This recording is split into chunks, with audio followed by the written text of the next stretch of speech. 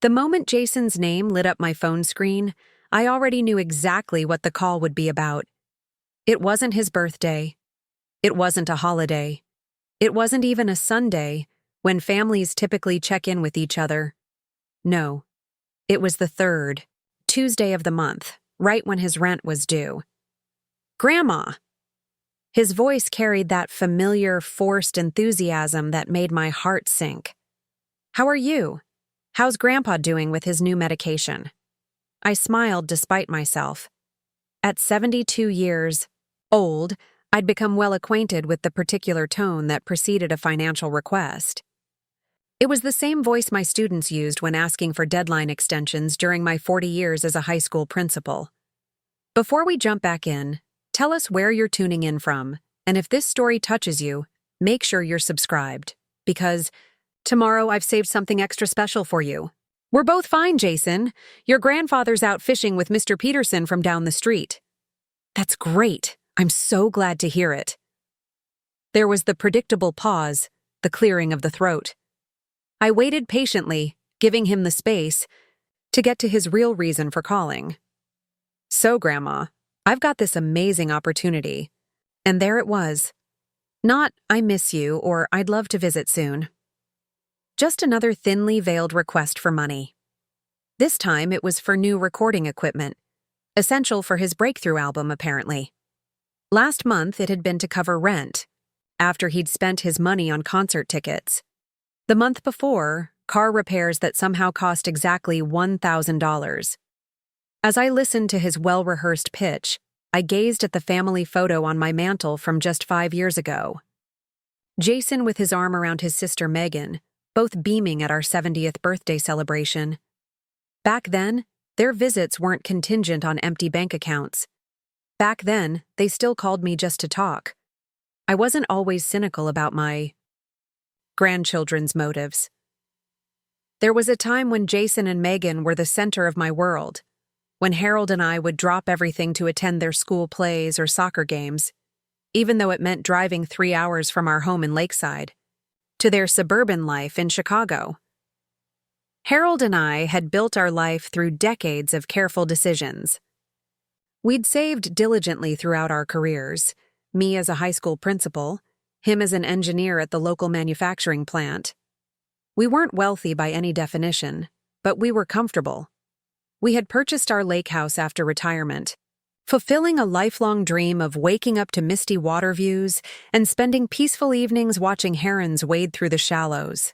"Margaret," Harold would often say, shaking his head as I wrote yet another check for one of the grandkids' emergencies. "They're adults now.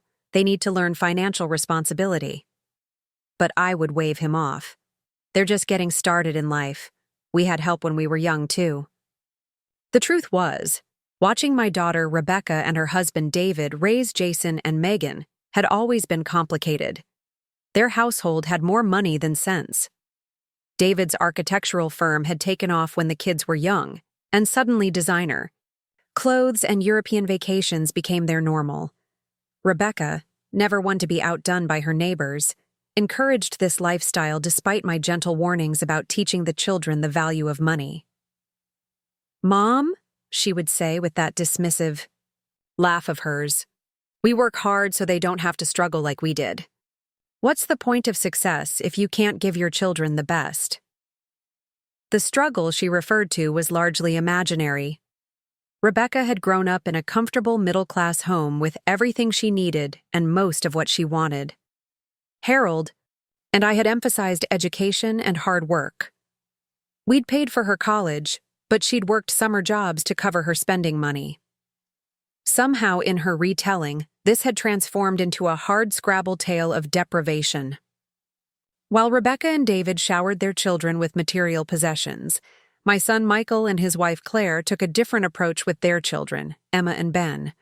Michael was a high school teacher, Claire a nurse at the local hospital. They lived in a modest home just a few blocks from us in Lakeside. Their household had fewer luxuries but more laughter, fewer gadgets but more conversation. Emma and Ben worked part-time jobs through high school. They applied for scholarships, studied late into the night, and still made time to visit us at least once a week, usually bringing fresh-baked cookies or simply offering to help Harold with yard work. Those visits never ended with requests for money. They came because they wanted to, not because they needed something. The first time Jason called specifically to ask for money was during his sophomore year of college. He'd maxed out his credit card and was afraid to tell his parents. "Just this once, Grandma," he'd promised, his voice shaking with what I interpreted as shame. "I messed up my budget, and I don't want Dad to find out." I transferred the money immediately, $800 to help him learn a lesson about overspending. I thought it was a one-time mistake, and I respected that he was trying to solve it without involving his parents. That's what grandparents were for, wasn't it? To be the soft landing when parents might be more stern? 2 months later, Megan called with a similarly urgent request. An unexpected car repair had left her short on rent money. "Dad would kill me if he knew I didn't keep enough in savings," she explained. Again, I transferred the funds without question. Harold raised his eyebrows, but didn't comment. These occasional requests gradually increased in both frequency and amount. What started as emergency assistance evolved into funding for spring break trips, security deposits on apartments, and even daily expenses when they'd overspent their allowances from their parents. I began to notice a pattern in their communication. The calls and texts would come in clusters when they needed something, followed by weeks or months of silence. Birthday cards arrived late, if at all. Invitations to their events came last minute, usually too late for us to rearrange our schedules. Yet when money was involved, they somehow managed to plan their requests with perfect timing. The wake-up call came on a bright October morning 3 years ago. Harold and I were celebrating our 50th wedding anniversary. We'd planned a small gathering at the Hearth, the cozy coffee shop in downtown Lakeside where we'd had our first date. Michael and Claire arrived early to help set up, bringing Emma and Ben, who had both come home from college for the weekend. They decorated the private room with golden balloons and placed framed photos from our marriage across the years on each table. My eyes welled with tears at their thoughtfulness. The party was scheduled for noon. At 12:30, Rebecca and David rushed, in full of apologies about traffic and a work emergency. No mention of Jason or Megan. "They couldn't make it," Rebecca said breezily when I asked. "Jason has a gig tonight he couldn't miss, and Megan has a sorority event. They send their love." I nodded, trying to hide my disappointment. Harold squeezed my hand under the table, a silent gesture of support he'd perfected over our 50 years together. Later that evening, as we sorted through cards and gifts, I received a text from Jason. "Happy anniversary, Grandma. Sorry I couldn't be there. About to go on stage. BTW, could you help me out with my car insurance? It's due tomorrow, and I'm a little short this month. About $300? No card, no call. Just a request for money tacked onto a text message that had clearly been an afterthought." That night, as Harold and I sat on our back porch overlooking the lake, the reality of my grandchildren's relationship with me came into sharp focus. The realization felt like a physical pain in my chest. "They only call when they need money," I said quietly, voicing the thought that had been building for months. Harold didn't disagree. He simply took my hand and said, "You've been generous to a fault, Margaret. Maybe it's time to be generous in a different way." I didn't understand what he meant then, but the next morning brought clarity in an unexpected form. Preparing and narrating this story took us a lot of time, so if you are enjoying it, subscribe to our channel. It means a lot to us. Now back to the story. Emma called, her voice bright and excited. "Grandma, I got accepted into the research program I told you about, the one that will help me prepare for medical school." Before I could offer congratulations, she continued, "I know it's a long shot, but I was wondering if you might have time this weekend to help me practice my presentation skills. Professor Harmon said my research is solid, but I need to work on my public speaking. Not money, time, expertise, connection." "Of course," I said, feeling a warmth spread through me. Why don't you come for lunch on Saturday? Grandpa makes a mean grilled cheese, and we can work on your presentation afterward. Really? That would be amazing. Can I bring Ben too? He's home this weekend and was just saying he misses Grandpa's stories about engineering. After hanging up, I sat at my kitchen table, turning my phone over in my hands as an idea began to take shape. Harold's words echoed in my mind. Maybe it's time to be generous in a different way. The next time Jason called asking for money, this time for a deposit on a new apartment after being evicted from his previous one, I was prepared. Jason, I said gently, I can't send you the money this time. What? His shock was palpable through the phone. But Grandma, I'll be homeless if I don't get this deposit in by Friday.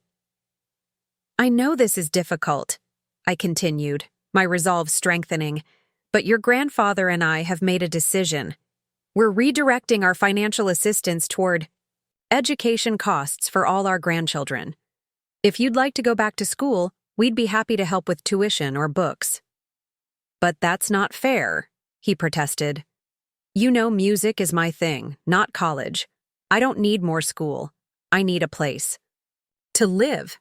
I understand you're upset, I said, keeping my voice calm despite the knot forming in my stomach. Your parents can help with the apartment if they choose to. Our support is going to be focused on education from now on. After a tense silence, he muttered, I guess I'll figure it out myself then, and hung up. The call left me shaking. This wasn't how I wanted things to be with my grandson. I wanted the easy affection we'd had when he was younger, the genuine connection that didn't revolve around financial transactions. But continuing as we had been wasn't helping him, or our relationship. Harold found me on the porch later, staring at the lake. You did the right thing, he said, settling into the chair beside me. Then why does it feel so terrible? Because setting boundaries with people we love is one of the hardest things to do, but sometimes it's also the most important. The following week, Emma and Ben came over for Sunday dinner, as they often did. As we cleared the dishes, Emma mentioned her growing student loan debt despite her scholarships. Medical school is going to be even more expensive, she sighed. I'm trying to pick up extra shifts at the cafe, but with my course load, there aren't enough hours in the day. Ben nodded in agreement. The engineering program is killing me too. I'm thinking of dropping one of my research positions to work more hours at the tech repair shop. Harold caught my eye across the table, and I knew we were thinking the same thing. Your grandfather and I have been discussing something, I began carefully. We've decided to establish education funds for all our grandchildren. We'd like to help with your tuition and books. Their reactions couldn't have been more different from Jason's. Emma's eyes filled with tears, and Ben looked like he might fall out of his chair. Are you serious? Emma asked. Grandma, that would change everything. I wouldn't have to work so many hours, and I could accept that research position that doesn't pay much, but would be amazing experience for medical school applications. But it's so much money, Ben protested. Are you sure you can afford it? Harold chuckled. We've lived simply and saved carefully. Helping our grandchildren get an education is exactly what we want to do with those savings. We just have one condition, I added. This isn't a blank check. We want to be involved in your educational journey. Regular updates about classes, professors, what you're learning, and Sunday dinners whenever you're in town. That's not a condition, Emma laughed, wiping away a tear. That's a bonus. That night, I drafted 2 emails. One to Rebecca, explaining our decision to fund education, costs for all 4 grandchildren. The other to Michael with the same information. I made it clear that our financial assistance would be directed exclusively toward tuition, books, and necessary educational expenses, not apartments, car insurance, or recording equipment. Rebecca's response was swift and angry. She called. The next morning, her voice tight with indignation. Mom, What is this about? Jason says you refused to help him with his apartment deposit, but now you're throwing money at Emma and Ben for college. How is that fair? I took a deep breath before responding. The offer is the same for all 4 grandchildren, Rebecca. We're happy to help Jason if he decides to pursue education, community college, trade school, whatever direction he chooses. But we're not continuing to fund emergencies that seem to happen every month. This is about control, she accused. You've never approved of Jason's music career. This isn't about approval, I corrected gently. It's about investing in their futures in a way that encourages growth and responsibility. Well, Jason is furious, and Megan feels like you're playing favorites. I'm sorry they feel that. Wait, the door is always open if they want to talk about educational opportunities. The conversation ended coolly, and I knew it would take time for Rebecca to understand. Jason and Megan were even less receptive. Jason's communications dwindled to nearly nothing, and Megan began addressing her occasional texts to Harold rather than including me. It hurt. Every day without contact from them felt like a small rejection. Had I made a terrible mistake? Was I damaging my relationship with half my grandchildren beyond repair? But then I would get a call from Emma, excited about a complicated procedure she'd witnessed during her hospital shadowing experience, or Ben would stop by with questions about a programming problem he was trying to solve, and I knew we had made the right decision. These were real relationships, built on mutual respect and genuine interest, not financial dependence. 3 months after our decision, I received an unexpected email from Megan. The subject line read simply, "Coffee?" We met at the hearth the following day. She arrived looking uncharacteristically subdued, without her usual perfectly styled hair and carefully selected outfit. "Thanks for meeting me, Grandma," she said, sliding into the booth across from me. I waited as she stirred her latte, clearly gathering her thoughts. "I've been thinking a lot about what you said about education," she finally continued. "At first I was really mad. It felt like you were judging my choices." "That wasn't my intention," I said softly. "I know that now." She took a deep breath. "The thing is, I hate my major. I've never been passionate about fashion marketing. I just chose it because it seemed glamorous and Dad said it had good job prospects." This was news to me. Megan had always seemed to thrive in her program, at least from the little she shared. "What would you study if you could choose anything?" I asked. Her eyes lit up for the first time since she'd arrived. "Education. Early childhood education. I've been volunteering at a preschool for my community service credits, and Grandma, I love it. The kids are amazing, and seeing them learn new things just makes me so happy." I smiled, remembering my own journey into education. "That's wonderful, Megan. But Dad says teachers don't make any money, and with my lifestyle."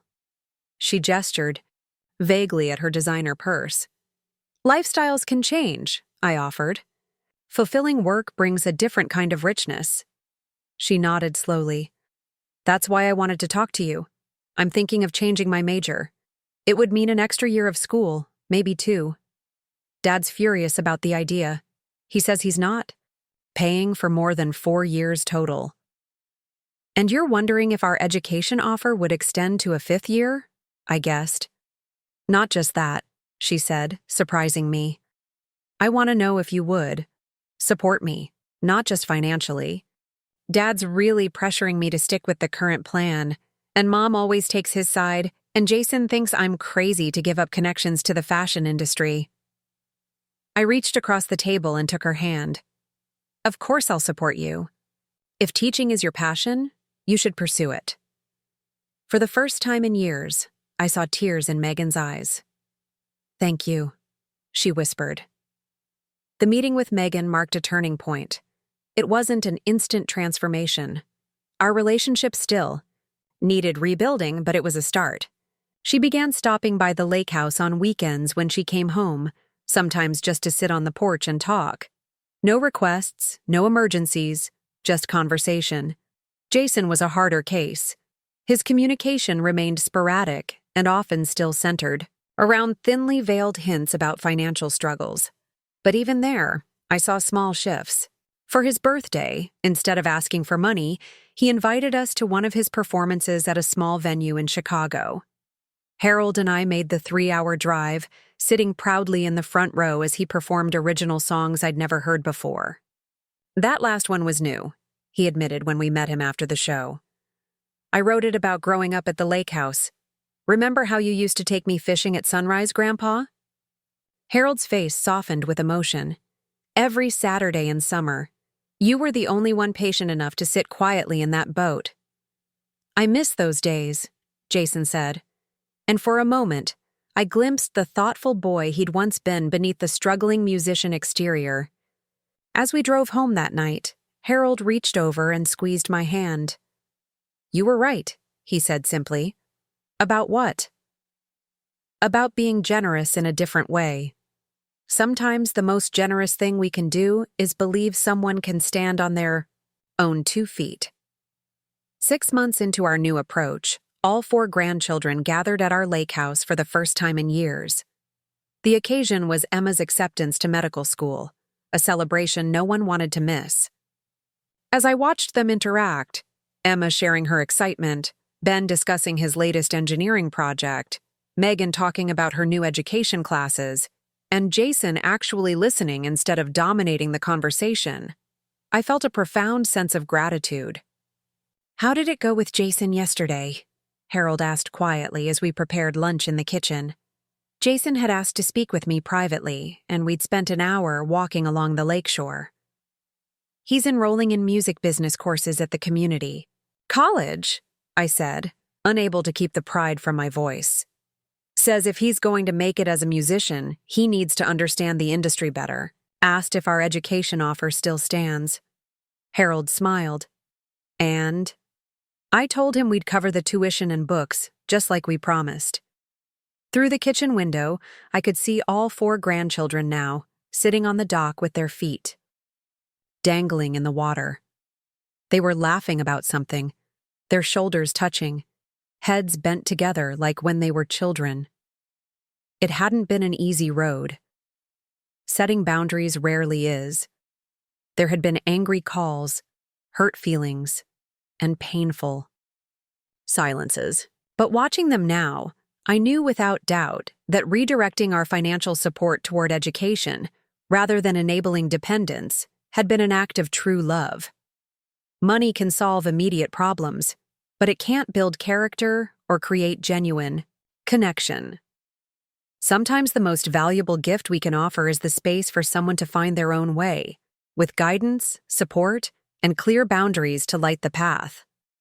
They might not all become doctors or engineers or even graduate with perfect grades, but they were learning something more important than any credential could convey: self-reliance, purpose, and the knowledge that their relationships with us were about more than what we could give them financially. And that, I realized as I called them in for lunch, was the most important education of all. I thought our new education-focused approach would gradually heal the divide in our family. I hoped that with time, Jason and Megan would recognize the value of our boundaries and perhaps even appreciate them. But I was unprepared for what happened next. It was a crisp Sunday morning in early spring when Rebecca called. Her tone immediately set me on edge, that false brightness that always preceded a difficult conversation. "Mom, we need to talk about the kids' trust fund," she said without preamble. "Trust fund?" I repeated, genuinely confused. Harold and I had set up modest education funds for each grandchild when they were born, but these were hardly what anyone would call trust funds. "Don't play dumb, Mom," Rebecca said, her voice sharpening. "Dad mentioned years ago that you were planning to leave each grandchild a significant inheritance. The kids are really counting on that money." I nearly dropped my coffee mug. Harold and I had indeed discussed leaving portions of our estate to our grandchildren someday, but these were private conversations. We'd never made promises to anyone about specific amounts or timing. "Rebecca," I said carefully, Your father and I have made provisions in our will for all 4 grandchildren. But that's for the distant future. And frankly, it's not something the kids should be counting on right now. Well, Jason needs his share now, she stated flatly. He's starting a recording studio with some friends, and they need capital. He can't get a bank loan with his credit history, and David and I aren't comfortable being the only ones investing in his future. The audacity of the request left me momentarily speechless. Not just asking for money, which had become routine, but demanding an advance on an inheritance that wasn't even guaranteed. That's not how inheritance works, I finally managed. We're still very much alive and using our retirement savings to, well, fund our retirement. Mom, be reasonable, Rebecca pressed. You're living in that big lake house with more space than you need. You could easily downsize and free up some capital for the kids. It's going to be their money eventually anyway. A hot flash of indignation rose in my chest. The lake house had been our dream for decades. We'd worked and saved our entire lives to afford this peaceful retirement. And now my own daughter was suggesting we sell it to fund her son's latest business venture? The answer is no, Rebecca, I said firmly. We're not advancing any inheritance to Jason. Our offer to help with education expenses stands for all 4 grandchildren. That's all. This studio is his education, she protested. It's his career training, just in a different form than the college track you're so fixated on. If Jason presents us with a legitimate business plan for a recording studio with educational purposes, teaching music, providing internships for students, we can discuss it. But from what you've described, this sounds like a commercial venture, not education. The line went quiet for a moment before Rebecca spoke again, her voice icy. Fine. If that's how you want to play this, that's your choice. But don't be surprised if certain things come to light that you might prefer stayed private. What is that supposed to mean? I asked, alarm bells ringing in my head. Dad wasn't always the perfect husband, was he? Rebecca said, her tone deliberately casual. Jason mentioned that Grandpa once told him about some trouble in your marriage back in the 80s. Would be a shame if those old stories started circulating among the extended family. My blood ran cold. Harold and I had indeed gone through a difficult period in our marriage nearly 40 years ago, a brief separation that we'd worked through in private. It wasn't something we'd discussed with our children, though I supposed Harold might have shared something with Jason during one of their fishing trips, man-to-man talks that I'd always encouraged. Are you threatening me? I asked, my voice barely above a whisper. Of course not, Mom, Rebecca said with exaggerated innocence.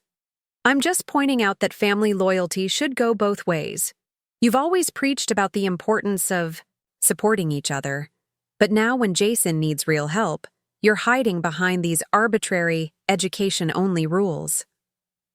After we hung up, I sat at the kitchen table for a long time, my coffee growing cold before me. The conversation replayed. In my mind, each word cutting deeper with every iteration. My own daughter had just attempted to blackmail me. My grandson had taken a private confidence shared by his grandfather and weaponized it. When Harold returned from his morning fishing trip, he found me still at the table, staring blankly at the wall. Margaret, what's wrong? He asked, setting down his tackle box and rushing to my side. I told him about Rebecca's call, watching his expression shift from concern to disbelief to anger. She can't be serious, he muttered, pacing the kitchen. And Jason, sharing something so private, something I told him in confidence. I never thought he'd... He broke off, shaking his head. What exactly did you tell him? I asked quietly. Harold sank into the chair across from me. It was years ago, when he was going through that rough patch after dropping out of college. He was talking about feeling like a failure, and I wanted him to understand that everyone faces challenges. I mentioned that even his grandmother and I had our struggles, that we'd even separated briefly before realizing what we really meant to each other. I nodded slowly. You were trying to help him. I never imagined he'd repeat it, let alone use it as leverage. Harold's face had aged 10 years in the space of minutes. I'm so sorry, Margaret. I reached across the table and took his hand. This isn't your fault. It's... I couldn't even finish the sentence. How had we gotten here? How had our relationship with our daughter and grandchildren deteriorated to this point? Later that afternoon, Michael called. The concern in his voice told me he already knew something was wrong. Mom, is everything okay? Rebecca's been posting some strange things on social media about family loyalty and conditional love. I gave him an abbreviated version of the morning's events, too emotionally exhausted to revisit every painful detail. I don't even have words, Michael said after a long pause. Do you want me to talk to her? No, I said firmly. This is between Rebecca and us. I don't want to put you in the middle. I'm already in the middle, he pointed out. We all are. This affects the whole family. He was right, of course. The ripple effects were already spreading. By evening, I'd received a text from Megan expressing her disappointment in our unfair treatment of Jason.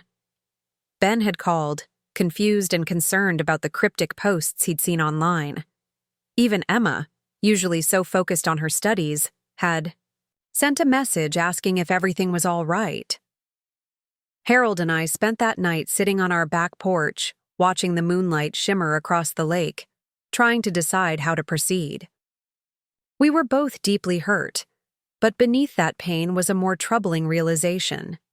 The entitlement ran deeper than we'd recognized.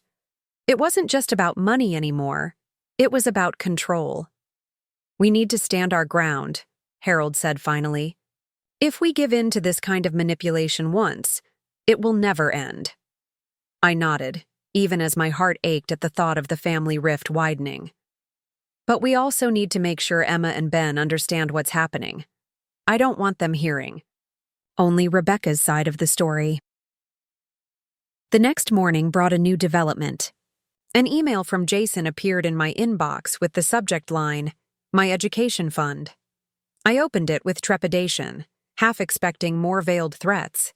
Instead, I found what appeared to be a business plan for Turner Sound Studios, Educational Division. The document detailed a supposedly education-focused recording studio that would offer internships to music students and workshops for underprivileged youth. It was clever, I had to admit.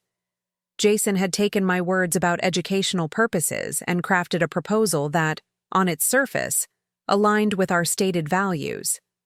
But reading between the lines, it was clear that these educational components were window dressing for what remained essentially a commercial venture. The budget breakdown was particularly revealing.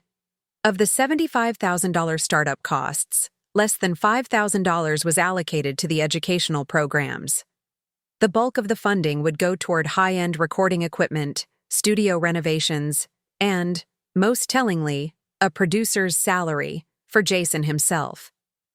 At the end of the email, he'd written, "As you can see, this project fully qualifies under your education funding guidelines. I'll need the first installment of $25,000 by next Friday to secure the studio space."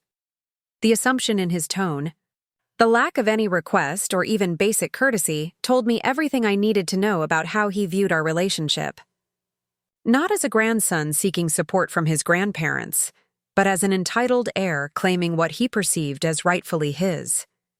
Harold read the proposal over my shoulder, his expression growing grimmer with each page. "He's not even trying to hide it," he muttered, "just slapping an educational label on the same recording studio idea and assuming we'll fall for it." "What do we do?"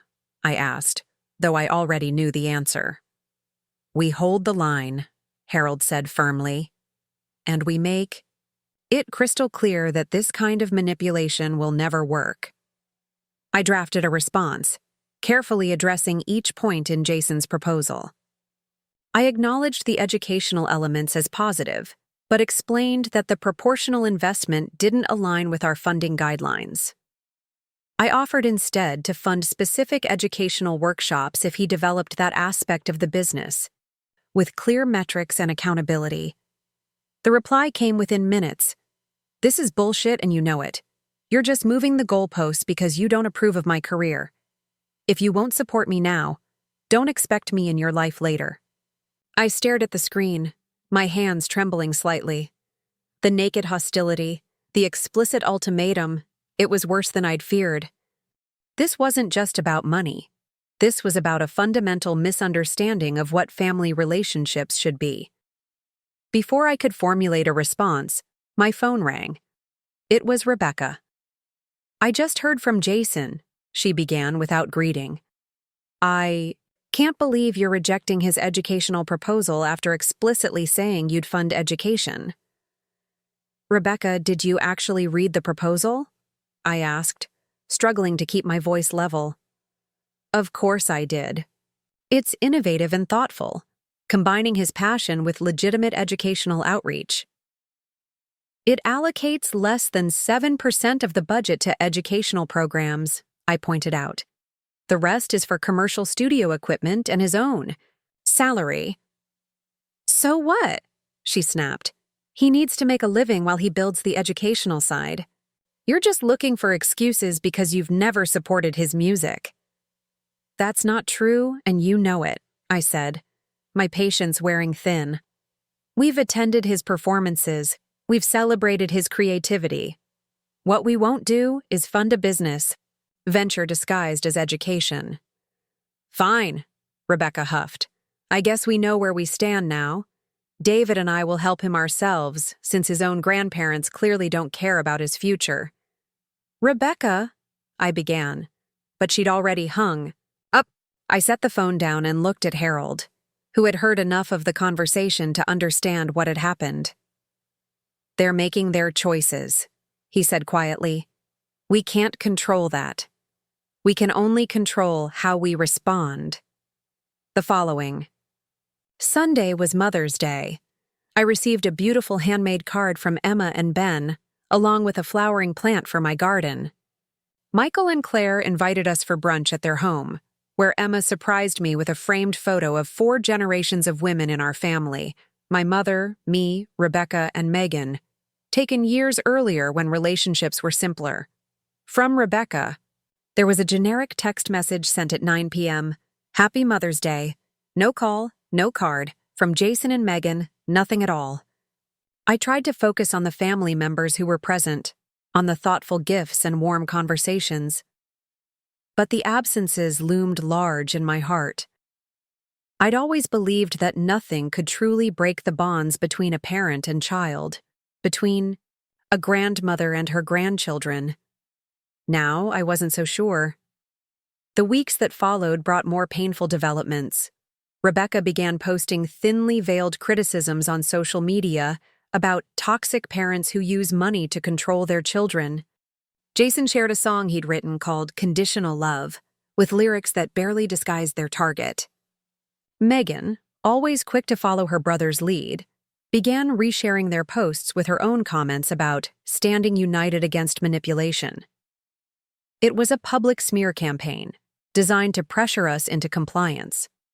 The most hurtful part was seeing distant family members and old friends commenting with sympathy, clearly believing the one-sided narrative being presented. "Should we respond?" Harold asked one evening, scrolling through yet another pointed post. "Set the record straight?" I shook my head. That would just escalate things. We'd be trading accusations in public, and nobody wins in that scenario. Instead, I focused on strengthening connections with those who weren't engaging in the drama. I called Emma weekly to check on her medical school applications. I invited Ben over to help him prepare for a major presentation. I deepened my friendships in the community, volunteering more hours at the local library and joining a gardening club. Through it all, Harold was my steadfast support. "They'll either come around or they won't," he would say. "But we know we're doing the right thing." Then came the family crisis that changed everything. It was a sweltering July afternoon when Michael called, his voice tight with worry. "Mom, It's Claire. She's in the hospital. They think it might be her heart. We rushed to the regional medical center, finding Michael pacing the emergency room. Waiting area. The past hour had been a blur. Claire collapsing during her nursing shift, colleagues rushing to perform CPR, an ambulance ride with sirens blaring. The doctors are with her now, he explained, his face ashen. They're not telling me much yet. Emma arrived minutes later, still wearing scrubs from her summer internship at a different hospital. Ben followed shortly after, having driven straight from his engineering internship an hour away. We huddled together in the waiting room, a small island of fear and hope amid the bustling emergency department. I held Michael's hand while Harold kept an arm around Ben's shoulders. Emma, already displaying the clinical demeanor of a future doctor, asked precise questions whenever medical staff emerged. Hours passed with agonizing slowness. Finally, a cardiologist appeared, clipboard in hand. Mrs. Wilson has suffered a moderate heart attack, he explained. We've stabilized her condition, but she'll need surgery, a triple bypass. Her coronary arteries show significant blockage. Michael swayed slightly, and I tightened my grip on his hand. When? He asked hoarsely. First thing tomorrow morning, the doctor replied. The next 24 hours are critical. We'll keep her in the ICU overnight for monitoring. After the doctor left, Michael collapsed into a chair, his face in his hands. I can't lose her, he whispered. You won't, Emma said firmly, kneeling beside him. This is a standard procedure. The success rates are very high. And Mom's healthy. Otherwise, Ben added, she exercises, eats well. She has everything going for her. I stepped away to call Rebecca. Whatever tensions existed between us, she needed to know about her sister-in-law's condition. The call went to voicemail. I left a detailed message explaining the situation and asking her to call back as soon as possible. Then I sent a text with the same information, marking it as urgent. An hour passed, then 2. No response. Have you heard from your sister? I asked Michael. He shook his head. I tried calling too. Nothing. By evening, we were allowed to see Claire briefly, 10 minutes in the ICU, where she lay pale and fragile beneath a web of monitoring equipment. She managed a weak smile when she saw us, reaching for Michael's hand. Don't look so worried, she whispered. I'm not going anywhere. As we stepped out of the ICU, a nurse approached Michael. Mr. Wilson? There's a call for you at the nurses' station. Someone named Jason? Michael frowned in confusion, but followed the nurse. He returned minutes later, his expression a complex mixture of relief and irritation. Rebecca and the kids are at some resort in the Bahamas, he explained. Apparently there's limited cell service. Jason got my messages and called the hospital directly. Are they coming back? Harold asked. Michael's mouth tightened. Jason said they'll send positive thoughts, but their trip is non-refundable, so I felt a cold disappointment settle in my stomach. My daughter and her children were choosing a vacation over being present during a family medical crisis. Mom, it's okay, Michael said, clearly reading my expression. We're here. That's what matters. The night was long and terrible. The hospital provided reclining chairs for family in a small waiting area near the ICU, but sleep was elusive. Every time the automatic doors swished open, we all startled awake, fearing bad news. Emma kept us grounded, explaining each update from the medical team in terms we could understand, quietly reassuring her father whenever his anxiety peaked. Ben made countless trips to the cafeteria, ensuring we all ate something and stayed hydrated. Harold organized a schedule so someone was always awake and alert if doctors came with news. Morning brought a flurry of activity as Claire was prepped for surgery. We were allowed to see her briefly before they took her to the operating room, a moment of tense smiles and whispered, I love yous that felt unbearably fragile. As they wheeled her away, Michael turned to me, his eyes shining with unshed tears. She made me promise to call Rebecca again, he said. She doesn't want any regrets if things don't go well. I nodded and squeezed his arm. I'll try. Her too. This time, Rebecca answered on the fourth ring. Mom, what's going on? We're about to go parasailing. The casual tone, the lack of urgency after multiple emergency messages, sent a surge of anger through me, but I pushed it aside. Claire is going into heart surgery right now, I said. Triple bypass. Michael and the kids are here at Memorial Hospital. The doctors say it's serious. A pause. Oh my God, is she going to be okay? We hope so, but it's major surgery. There are always risks. Another pause, longer this time. I could hear muffled conversation in the background, Rebecca talking. To someone, likely David. Look, we're on day 2 of a 7-day trip, she finally said. The resort's really remote. It took us hours to get here. By the time we could get flights arranged and make it back, the surgery would be over anyway. I closed my eyes, fighting for composure. This isn't just about the surgery, Rebecca. It's about being here for your brother during a crisis. For your niece and nephew who are terrified of losing their mother. They've got you and Dad there, she countered. And honestly, after everything that's happened, I'm not sure Michael even wants me there. Of course he wants you here. You're his sister. Rebecca sighed heavily. Mom, you don't understand. Jason's been really stressed about the studio situation. This vacation is the first time he's seemed happy in months. I can't just rip that away from him. In that moment, something fundamental shifted inside me. The realization was sudden and absolute. Rebecca wasn't just enabling her children's sense of entitlement. She was actively fostering it, prioritizing their momentary pleasure over family obligations that had once seemed sacred. I see, I said quietly. Well, I should get back to your brother. I'll let you know when Claire is out of surgery. The 6-hour operation was the longest day of our lives.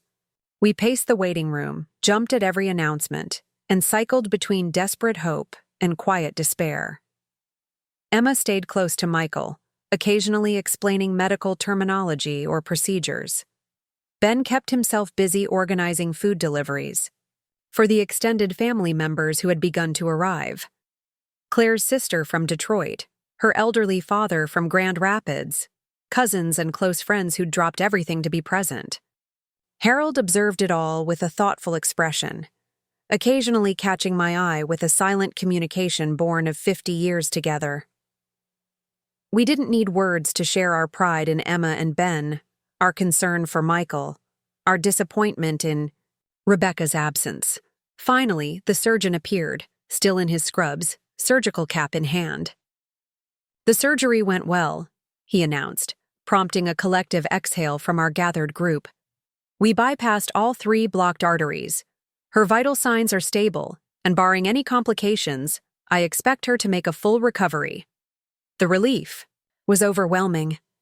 Michael broke down in tears, Emma holding him tightly while Ben stood nearby, his own eyes wet. Around them, Claire's family and friends embraced and quietly celebrated. In the midst of this emotional scene, my phone buzzed with a text from Rebecca.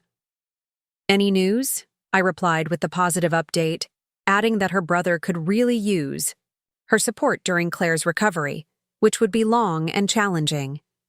Her response came quickly. Great news. We'll send flowers. Maybe we can visit when we get back next week if they're still in the hospital. If they're still in the hospital. As if her sister-in-law's life-threatening condition was an inconvenient scheduling conflict. I showed the message to Harold, who shook his head in disbelief. I don't recognize her anymore, he said softly. When did she become this person? I had no answer. The daughter I'd raised had been thoughtful and caring. She'd visited elderly neighbors after school, volunteered at animal shelters, written heartfelt notes to family members going through hard times. Somewhere along the way, that empathetic young woman had transformed into someone who could dismiss a family emergency as less important than a vacation. The next few days established a new rhythm. Claire was moved from intensive care to a regular room after showing steady improvement. Michael took family leave from his teaching job to remain at her side. Emma and Ben balanced hospital visits, with their summer jobs and internships, bringing home-cooked meals and fresh clothes for their father. Harold and I became the support system for the entire operation, driving Ben to work when he was too exhausted to drive safely, helping Emma review medical school applications during hospital waiting room downtime, ensuring Michael took breaks to eat and rest. Through it all, Rebecca and her family remained in the Bahamas, their involvement limited to occasional text messages asking for updates. I sent brief, factual responses, no longer trying to make them understand the gravity of what they were missing. On the 5th day after surgery, as Claire was beginning short walks down the hospital corridor with assistance, I received a surprising text from Megan. "Grandma, are you at the hospital? Can I come see you?" I stared at the message in confusion. According to Rebecca, the whole family was still at the resort. "Of course," I replied. "We're in room 412. An hour later, Megan appeared in the doorway of Claire's room, looking uncertain and out of place. Her normally perfectly styled hair was pulled back in a simple ponytail, and she wore no makeup, a startling departure from her usual carefully curated appearance. "Megan?" Michael said, clearly surprised. "I thought you were in the Bahamas." "I was," she said quietly. "I came back early." Claire, propped up in her hospital bed, smiled weakly. "It's good to see you, sweetheart." Megan approached hesitantly, bending to give her aunt a gentle hug. "I'm so sorry this happened, Aunt Claire. And I'm sorry I wasn't here sooner." After a brief visit with Claire, during which Megan seemed genuinely concerned and attentive, she asked if I would come to the cafeteria with her. I followed, curious about this unexpected development. As we settled at a small table with cups of mediocre coffee, Megan stared down at her hands. "I had a huge fight with Mom and Jason," she finally said, "about not coming back for Aunt Claire's surgery." I waited, giving her space to continue. "It just felt so wrong," she went on. "Uncle Michael has always been there for us. Remember when I crashed my car senior year and he drove 3 hours to help me deal with insurance? Or when Jason got arrested for that bar fight and Uncle Michael was the one who bailed him out because Dad was away on business?" I nodded, surprised by her self-awareness.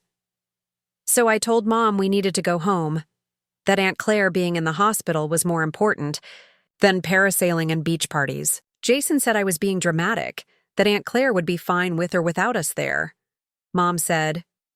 She hesitated, looking pained. "Mom said I was turning into a judgmental prude like you." The words stung, but I kept my expression neutral. "What happened then?" "I packed my bags and took a taxi to the airport, used my emergency credit card to book a flight home." She smiled slightly.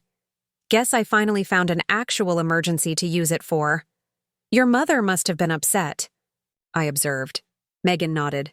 "She said if I left, I was choosing their side over family." I told her that's exactly what she was doing too, choosing vacation over family. She didn't like that. The maturity in Megan's assessment caught me by surprise. For years, she had followed her mother and brother's lead without question. This independent thinking was new and heartening.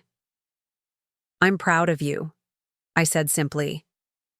"It takes courage to stand up for what you believe is right, especially to the people closest to you." Megan looked up, her eyes suddenly bright with tears. "I've been thinking a lot about what you said back when you changed the education funding, about investing in futures and encouraging growth. I didn't get it then. I was just mad that you were being unfair to Jason."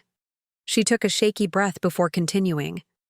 "But these past few months in my education classes, working with kids who have so little but try so hard, it's changed how I see things. Some of my classmates are working 2 jobs to afford teaching degrees that will lead to careers with modest salaries. They're doing it because they believe in the value of education, not for money." I reached across the table and took her hand. That perspective is a gift, Megan.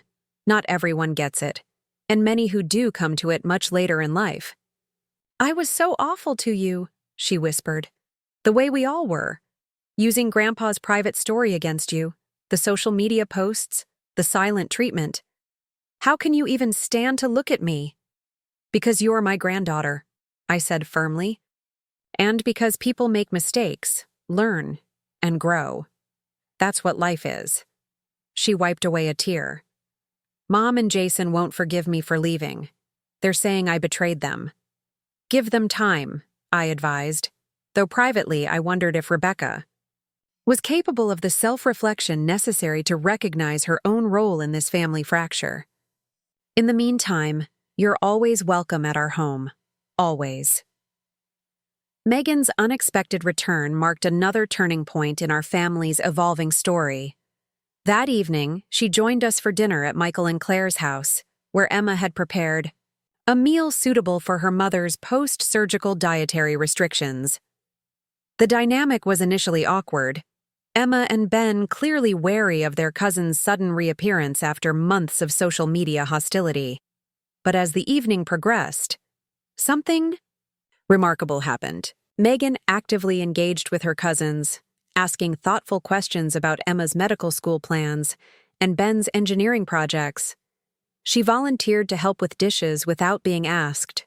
She showed Michael photos of her practicum students at the preschool, her face lighting up as she described their progress. By the time we left, the ice had noticeably thawed.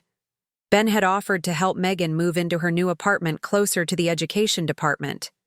Emma had invited her to a study group for an advanced psychology course they were both taking, albeit for different degree programs.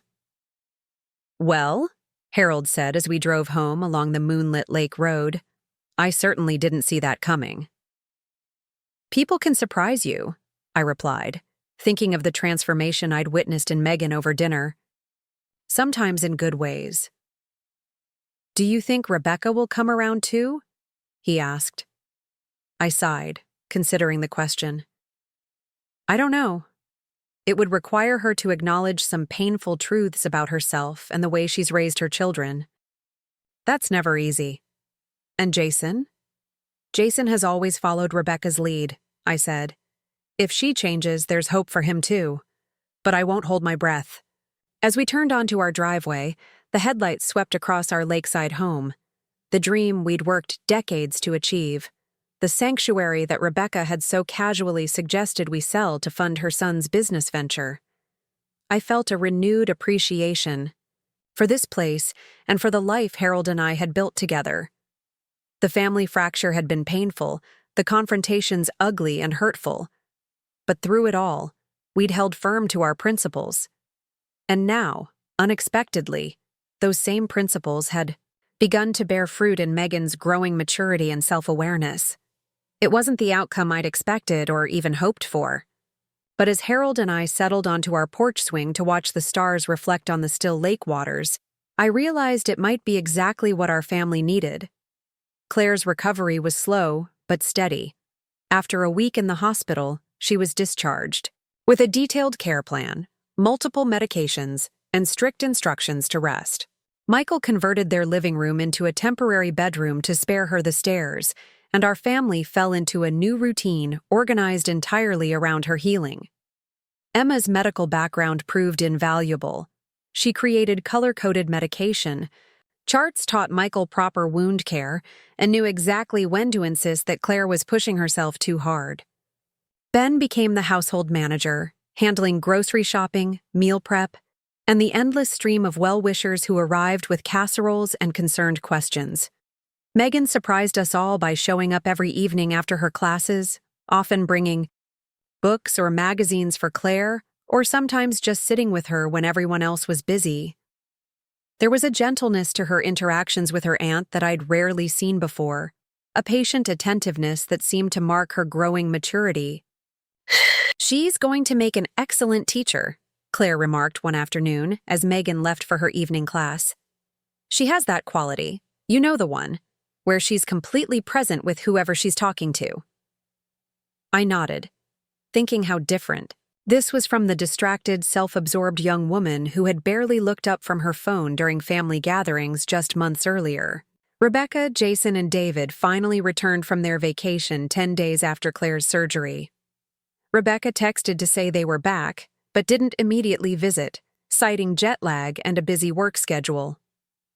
When they finally appeared at Michael and Claire's house 3 days later, the contrast between the two branches of our family couldn't have been more stark. Rebecca swept in with a giant floral arrangement and air kisses, dressed as though for a business lunch rather than a family visit. David hung back, checking his watch repeatedly, clearly seeing this as an obligation to be completed rather than a meaningful family moment.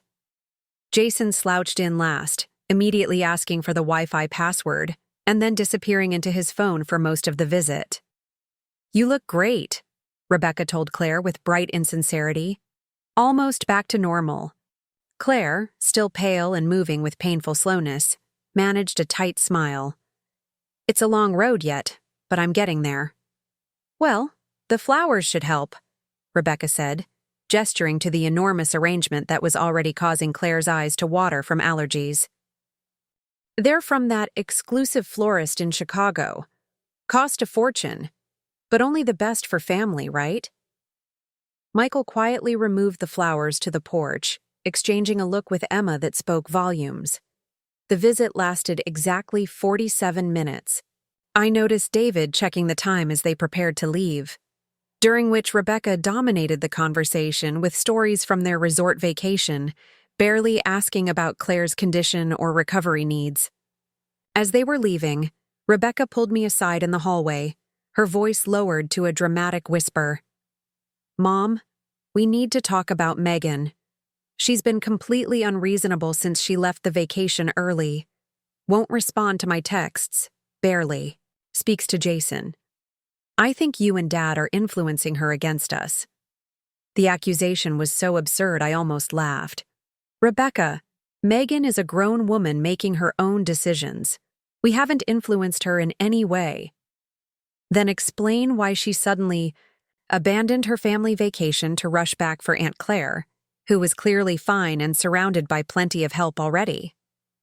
I studied my daughter's face, searching for any sign that she understood how callous she sounded. I found none. "Perhaps," I said carefully, "Megan felt that being present for family during a medical crisis was more important than completing a vacation." Rebecca's eyes narrowed. "This is exactly what I'm talking about. That judgmental tone, implying we did something wrong by not interrupting our trip for what turned out to be a completely successful surgery." I took a deep breath, reminding myself that confrontation would only deepen the rift. "We all make our own choices, Rebecca. Megan made hers, you made yours.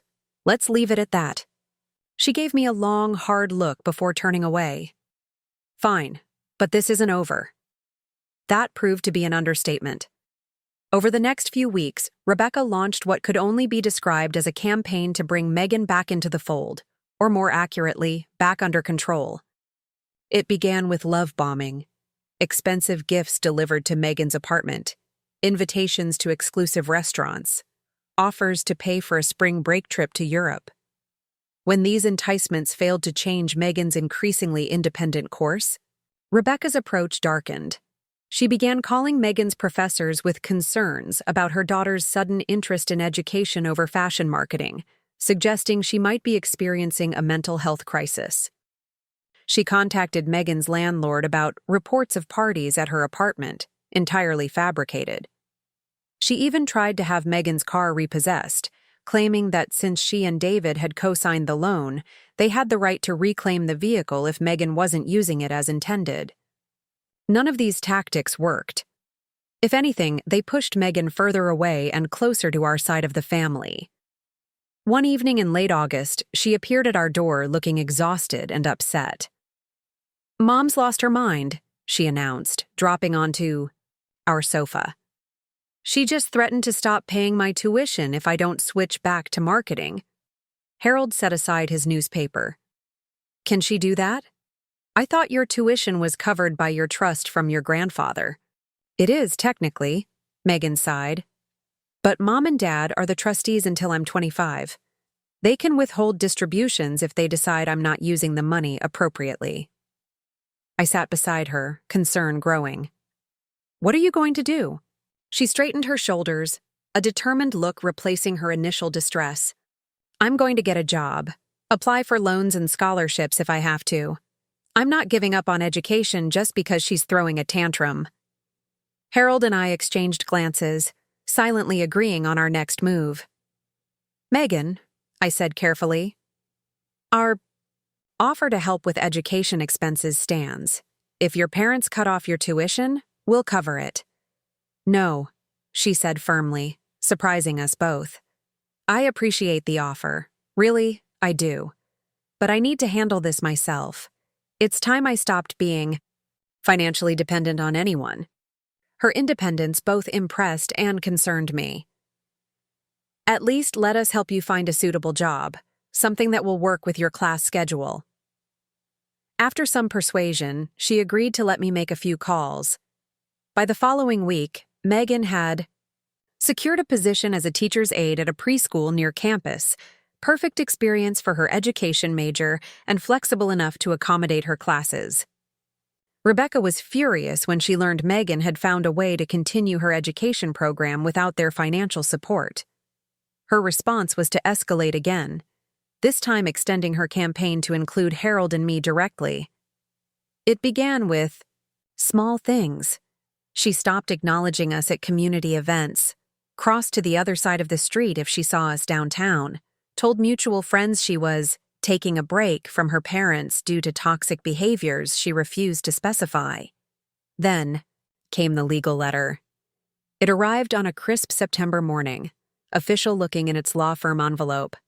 The contents were stunning. Rebecca and David were formally requesting an early distribution from our estate for Jason's business venture, citing a verbal promise they claimed Harold had made years earlier.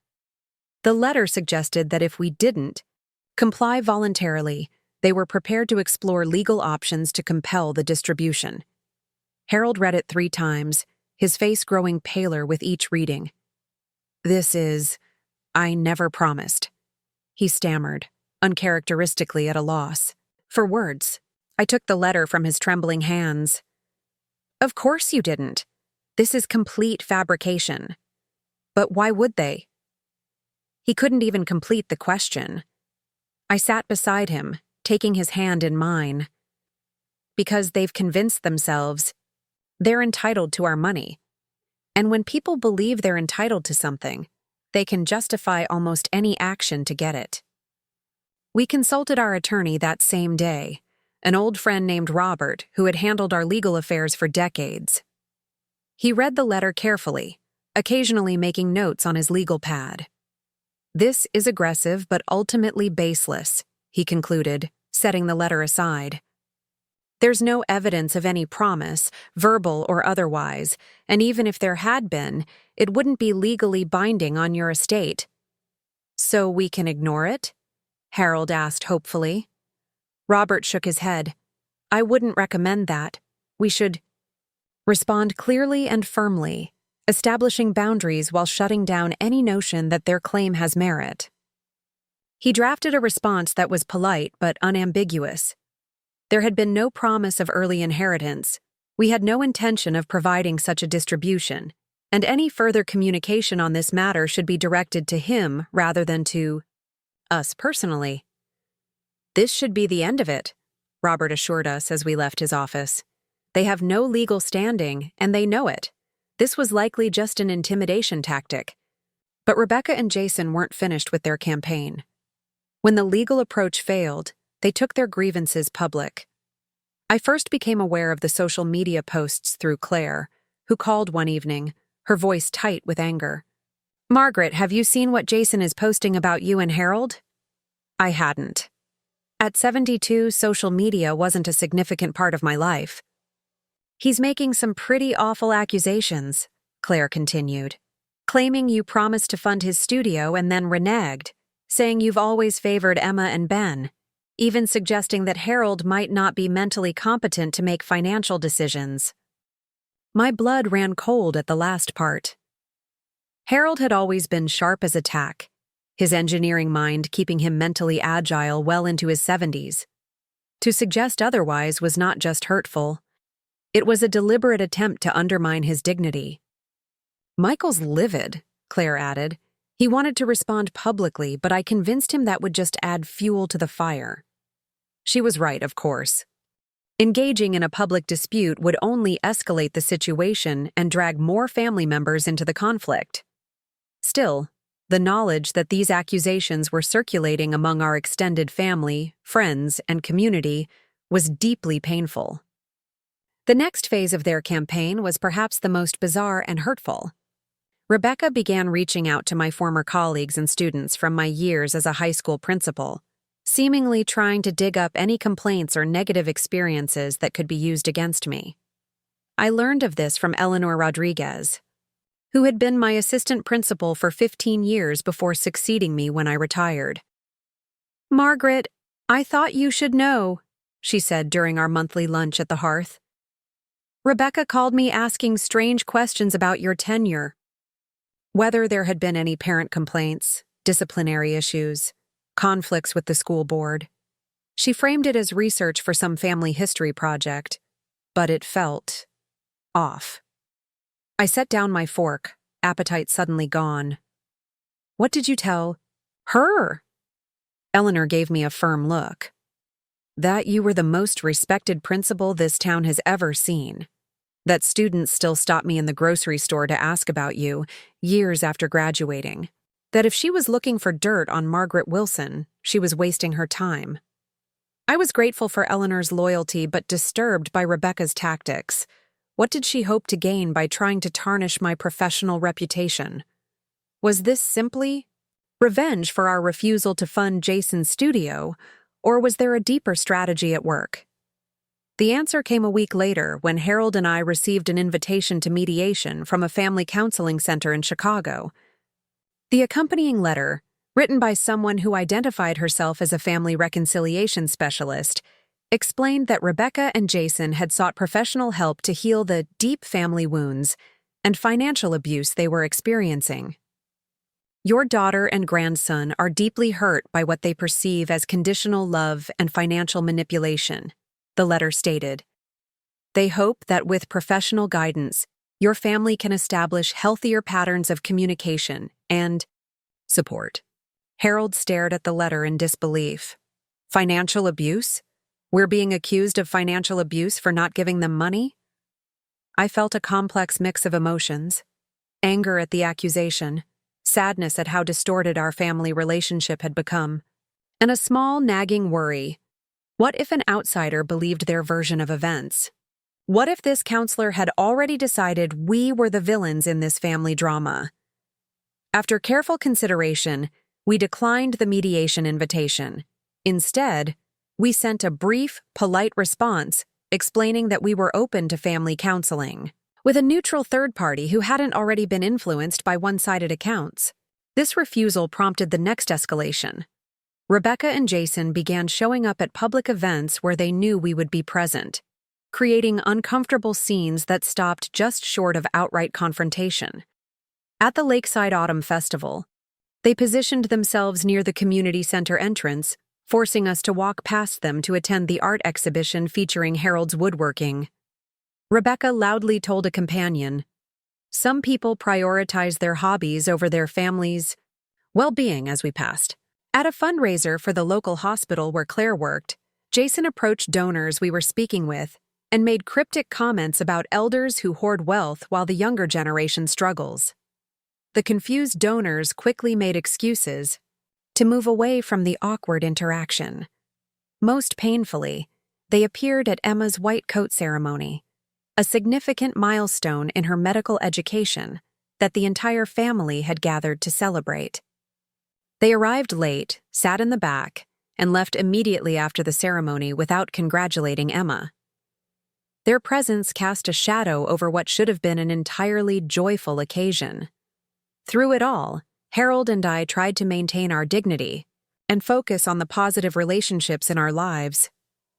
We doubled down on supporting Emma and Ben in their educational journeys, We helped Michael and Claire as Claire continued her recovery. We welcomed Megan's increasingly frequent visits, watching with pride as she blossomed in her education program. But the constant tension took its toll, especially on Harold. He had always been the more sensitive of us, feeling family conflicts deeply despite his outward stoicism. I noticed he was sleeping poorly, occasionally forgetting small details, and spending more time alone in his workshop, losing himself in the precise measurements and smooth textures of his woodworking projects. One evening in late October, I found him sitting on the porch swing in the dark, staring out at the lake where the moonlight created a silver path across the water. "What are you doing out here?" I asked, wrapping a shawl around my shoulders, against the autumn chill.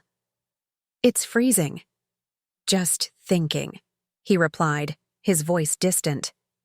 I sat beside him, concerned by his unusual melancholy. "About?" He was quiet for so long I thought he might not answer. Then, "Did we fail, Margaret?"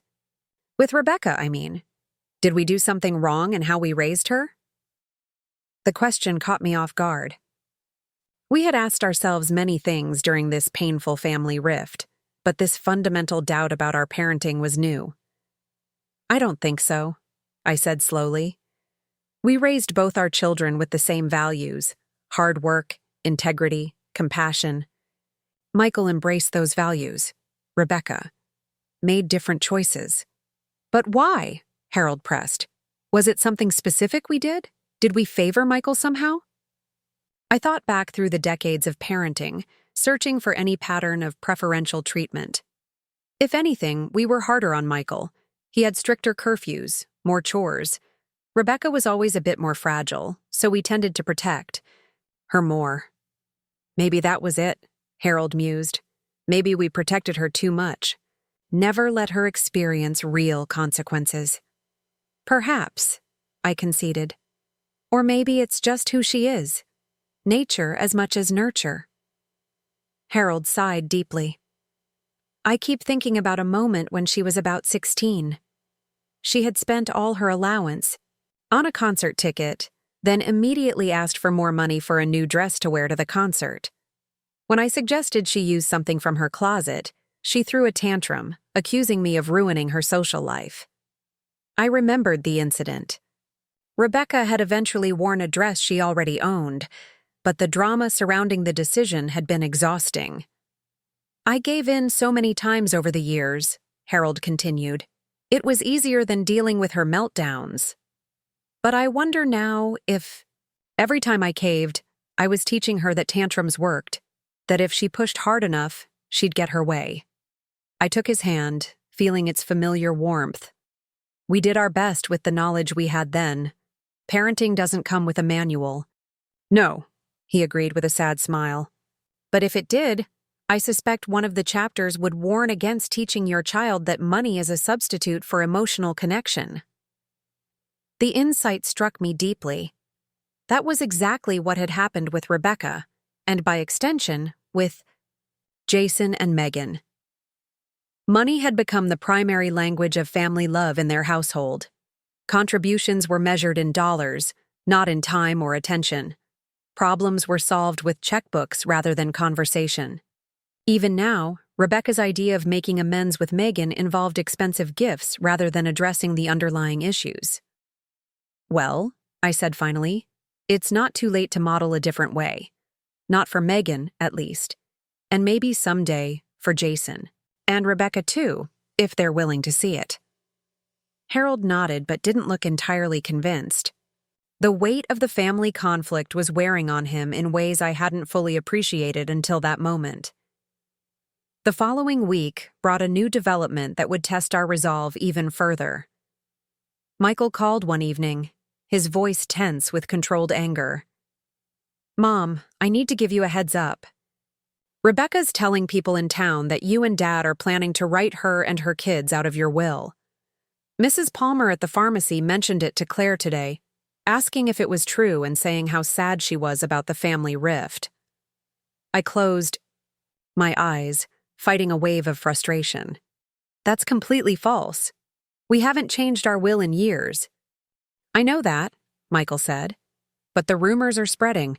Several of my colleagues have heard variations of the story. The thought of our private family matters becoming gossip around Lakeside made my stomach churn. We had lived in this community for decades, built a reputation based on integrity and service. Now that reputation was being deliberately damaged by my own daughter. There's more, Michael continued reluctantly. Jason showed up at Ben's dormitory yesterday, apparently drunk. He was ranting about family loyalty and how Ben and Emma are stealing what should be his inheritance. Campus security had to escort him out. Is Ben okay? I asked, alarmed. Shaken up, but fine. He's more angry than scared. Says he's never seen this side of Jason before. After hanging up, I relayed the conversation to Harold, who looked more resigned than surprised. They're escalating, he observed quietly.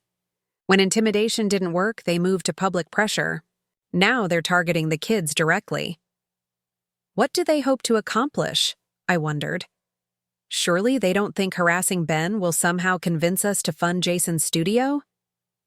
I think they're past rational strategy, Harold replied. This feels more like pure retaliation now. He was right. Rebecca and Jason's actions had crossed the line from pressure tactics to something darker. A vindictive campaign motivated more by hurt pride and thwarted entitlement than any practical goal. The next day, I called our attorney again to update.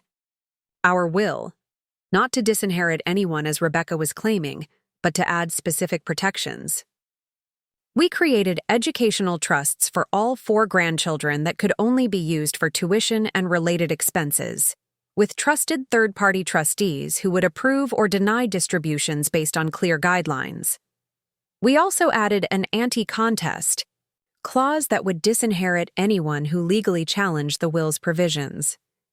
This won't stop the rumors, Robert warned as we finalized the documents, but it will protect your intentions for how your assets are distributed.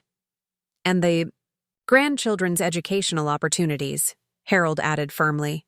That's what matters most. As we drove home from the attorney's office, I felt a strange mix of sadness and resolution. These legal protections were necessary, but represented a profound breakdown of family trust. In an ideal world, such measures wouldn't be needed. Parents would naturally want to honor their parents' wishes. Grandchildren would respect the grandparents' right to distribute their assets as they saw fit. But we weren't living in that ideal world. We were navigating a family crisis unlike any I had imagined possible when I held my babies in my arms decades ago, dreaming of the close-knit extended family we would become. November brought a temporary lull in the conflict. Rebecca and Jason seemed to have exhausted their immediate tactics, perhaps realizing that public scenes and rumors weren't achieving their desired effect. For a few weeks, we enjoyed a strange, tense peace. No contact, but also no new provocations. I used this respite to focus on the positive relationships in our lives. Emma was thriving in her medical studies, regularly calling to share experiences from her clinical rotations. Ben had been accepted into a prestigious engineering internship for the following summer. Megan was earning stellar evaluations in her education practicum, with her supervising teacher predicting she would be a transformative educator. Even Claire's health was steadily improving. By Thanksgiving, she was able to climb the stairs to their bedroom again, though she still tired easily and required frequent rest periods. We planned a quiet Thanksgiving dinner at our lake house, just Michael's family, Megan, and ourselves. I sent Rebecca a text inviting her, David, and Jason as well, trying once more to extend an olive branch. She replied with a curt, "We have other plans," which was probably for the best. The day itself was wonderfully peaceful, filled with good food, laughter, and conversation, untainted by tension or hidden agendas. As we gathered around the table, I looked at the faces of those present, Harold at the head of the table, carving the turkey with careful precision. Michael and Claire, their hands occasionally finding each other under the table. Emma and Ben, engaged in a good-natured debate about some scientific concept. Megan, more relaxed and authentic than I'd ever seen her, offering to refill water, glasses, and help serve the sides. This was family, not perfect, not complete, but real and nurturing. Whatever happened with Rebecca and Jason, we would be okay. Then December arrived, bringing with it a development none of us had anticipated. I was volunteering at the Lakeside Library's annual holiday book fair when my phone rang with an unfamiliar number. Stepping outside to take the call, I heard a voice I didn't immediately recognize. "Mrs. Wilson, this is Alicia Mendez from Lakeview Community Bank. I'm calling about Jason Turner." My heart sank. What now?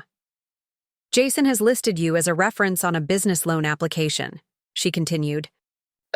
"He's applying for financing for a recording studio venture and has indicated that you and your husband will be serving as guarantors for the loan."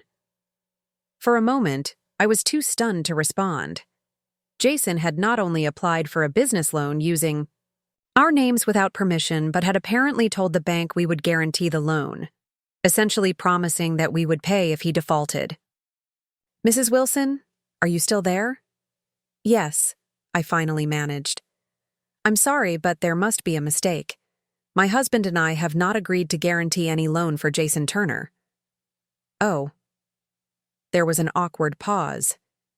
"He provided documentation showing that you had committed to financially backing his studio. He has loan papers with what appears to be your signatures." Ice ran through my veins. "That's impossible. We've never signed any such documents." After ending the call, I immediately contacted Harold, who was equally shocked and disturbed. We called our attorney, who advised us to file a police report for forgery and to contact the bank's fraud department immediately. The next 48 hours were a blur of legal consultations, signed affidavits, and grim conversations with bank officials. We learned that Jason had created elaborately falsified documents, including a letter of financial commitment supposedly from us and loan guarantee forms with forged signatures. The bank put the loan application on hold pending investigation, and our attorney sent formal cease and desist letters to both Jason and Rebecca. We also alerted our financial institutions to place fraud alerts on our accounts and credit reports. I kept hoping for some indication that Rebecca was unaware of Jason's actions, that this was his independent scheme rather than a coordinated effort.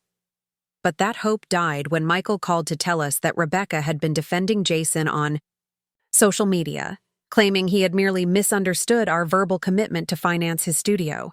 "She knows exactly what he did," Michael said, his voice tight with anger. "She's trying to spin forgery as a simple misunderstanding." The reality we now faced was even more painful than the conflicts that had preceded it. This wasn't just entitlement or emotional manipulation. This was criminal behavior, a deliberate attempt to defraud us and potentially saddle us with enormous debt. For the first time since this ordeal began, I found myself wondering if reconciliation was even possible. How could we rebuild trust with family members who would go this far? As Christmas approached, that question weighed heavily on my heart. The holiday had always been a time of family togetherness, of setting aside differences and celebrating our connections. Now those connections felt not just strained, but broken in ways that might be irreparable. The holidays passed in a blur of legal consultations and police interviews. Instead of our traditional Christmas morning gathering with stockings and cinnamon rolls, Harold and I spent December 25th reviewing security footage with a fraud investigator who, apologetically, explained he couldn't postpone the meeting due to the severity of the case. The bank had confirmed that the signatures on the loan documents were indeed forgeries, and they were pursuing their own investigation separate from the police inquiry. Despite these grim circumstances, we tried to salvage some holiday joy. We hosted a small dinner on Christmas evening, Michael, Claire, Emma, Ben, and Megan gathering around our table for roast beef and Yorkshire pudding. We exchanged modest gifts, sang carols around the fireplace, and deliberately avoided discussing the situation with Jason and Rebecca. For a few hours, at least, We created a bubble of normalcy and warmth. "This is nice," Megan said quietly as she helped me wash dishes after dinner. Different, but nice. I glanced at her, noting how much more at ease she seemed compared to previous holidays, when the pressure to project a perfect image had often left her tense and performative. "Different can be good," I agreed, handing her a plate to dry. She was quiet for a moment, methodically wiping the china. "Do you think they'll ever face consequences? Mom and Jason, I mean." The question caught me off guard. Megan had largely avoided discussing her mother and brother during her visits, focusing instead on her education and future plans. "I don't know," I answered honestly. "The bank might press charges for the forgery, or they might not if Jason withdraws the application. Either way, there will be consequences, just maybe not the legal kind." "It's strange," she continued, her voice thoughtful. "Growing up, Mom always talked about how important family loyalty was, how we should never air our dirty laundry in public.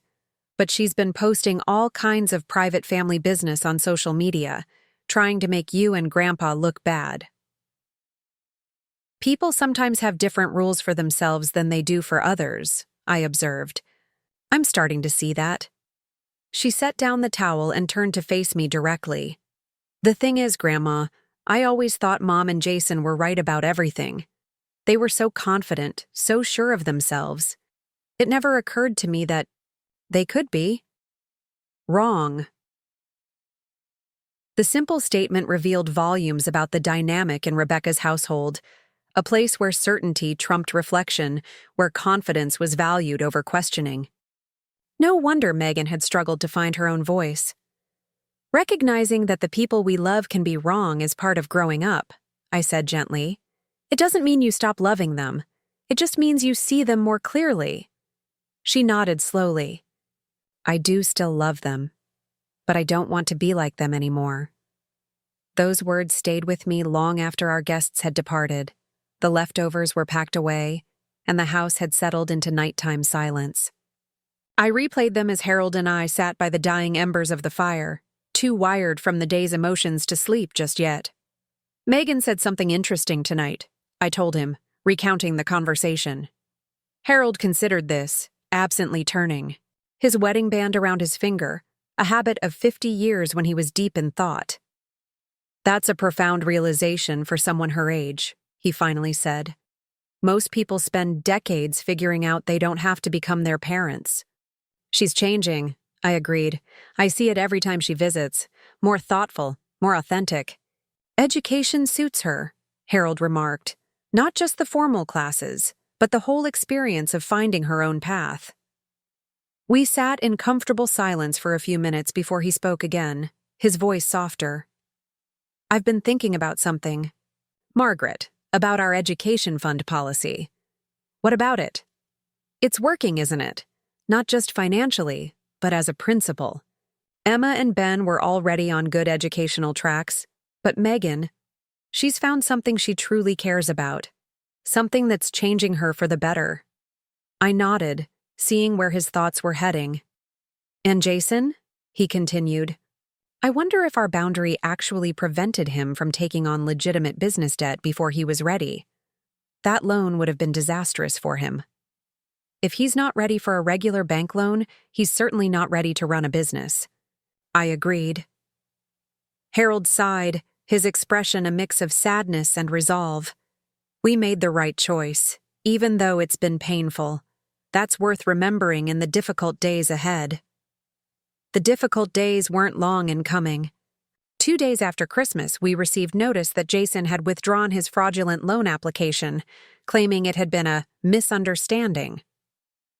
The bank informed us they wouldn't be pressing charges since no money had changed hands, but they had flagged his name in their system for future reference. While this development spared us a potential court appearance, it didn't address the deeper breach of trust. Jason had attempted to commit fraud using our names. Rebecca had defended this action publicly. Neither had apologized or shown any remorse. Our attorney advised us to maintain comprehensive documentation of all interactions with Rebecca and Jason, since this pattern of behavior suggested they might attempt other financial maneuvers using our names. What a heartbreaking recommendation to keep records of conversations with my own daughter and grandson as if they were potential adversaries rather than beloved family. The new year arrived with a fresh blanket of snow across Lakeside, transforming our town into a winter postcard. Harold and I took long walks along the frozen lake shore, the crisp air and spectacular ice formations providing a welcome distraction from family tensions. We resumed our regular activities, Harold's woodworking classes at the community center, my literacy volunteer work at the library, our Friday night dinners with friends at the hearth.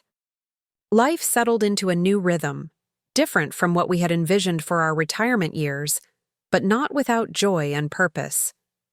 Emma and Ben returned to their universities after the holiday break, but called regularly with updates on their studies. Megan stopped by at least once a week, often bringing assignments for me to review or questions about classroom management based on my years as a principal. January brought unexpected news from Michael. Claire had been offered a promotion to Director of Nursing at Memorial Hospital, a position that recognized her clinical expertise while accommodating her post-surgery limitations with fewer direct patient care hours.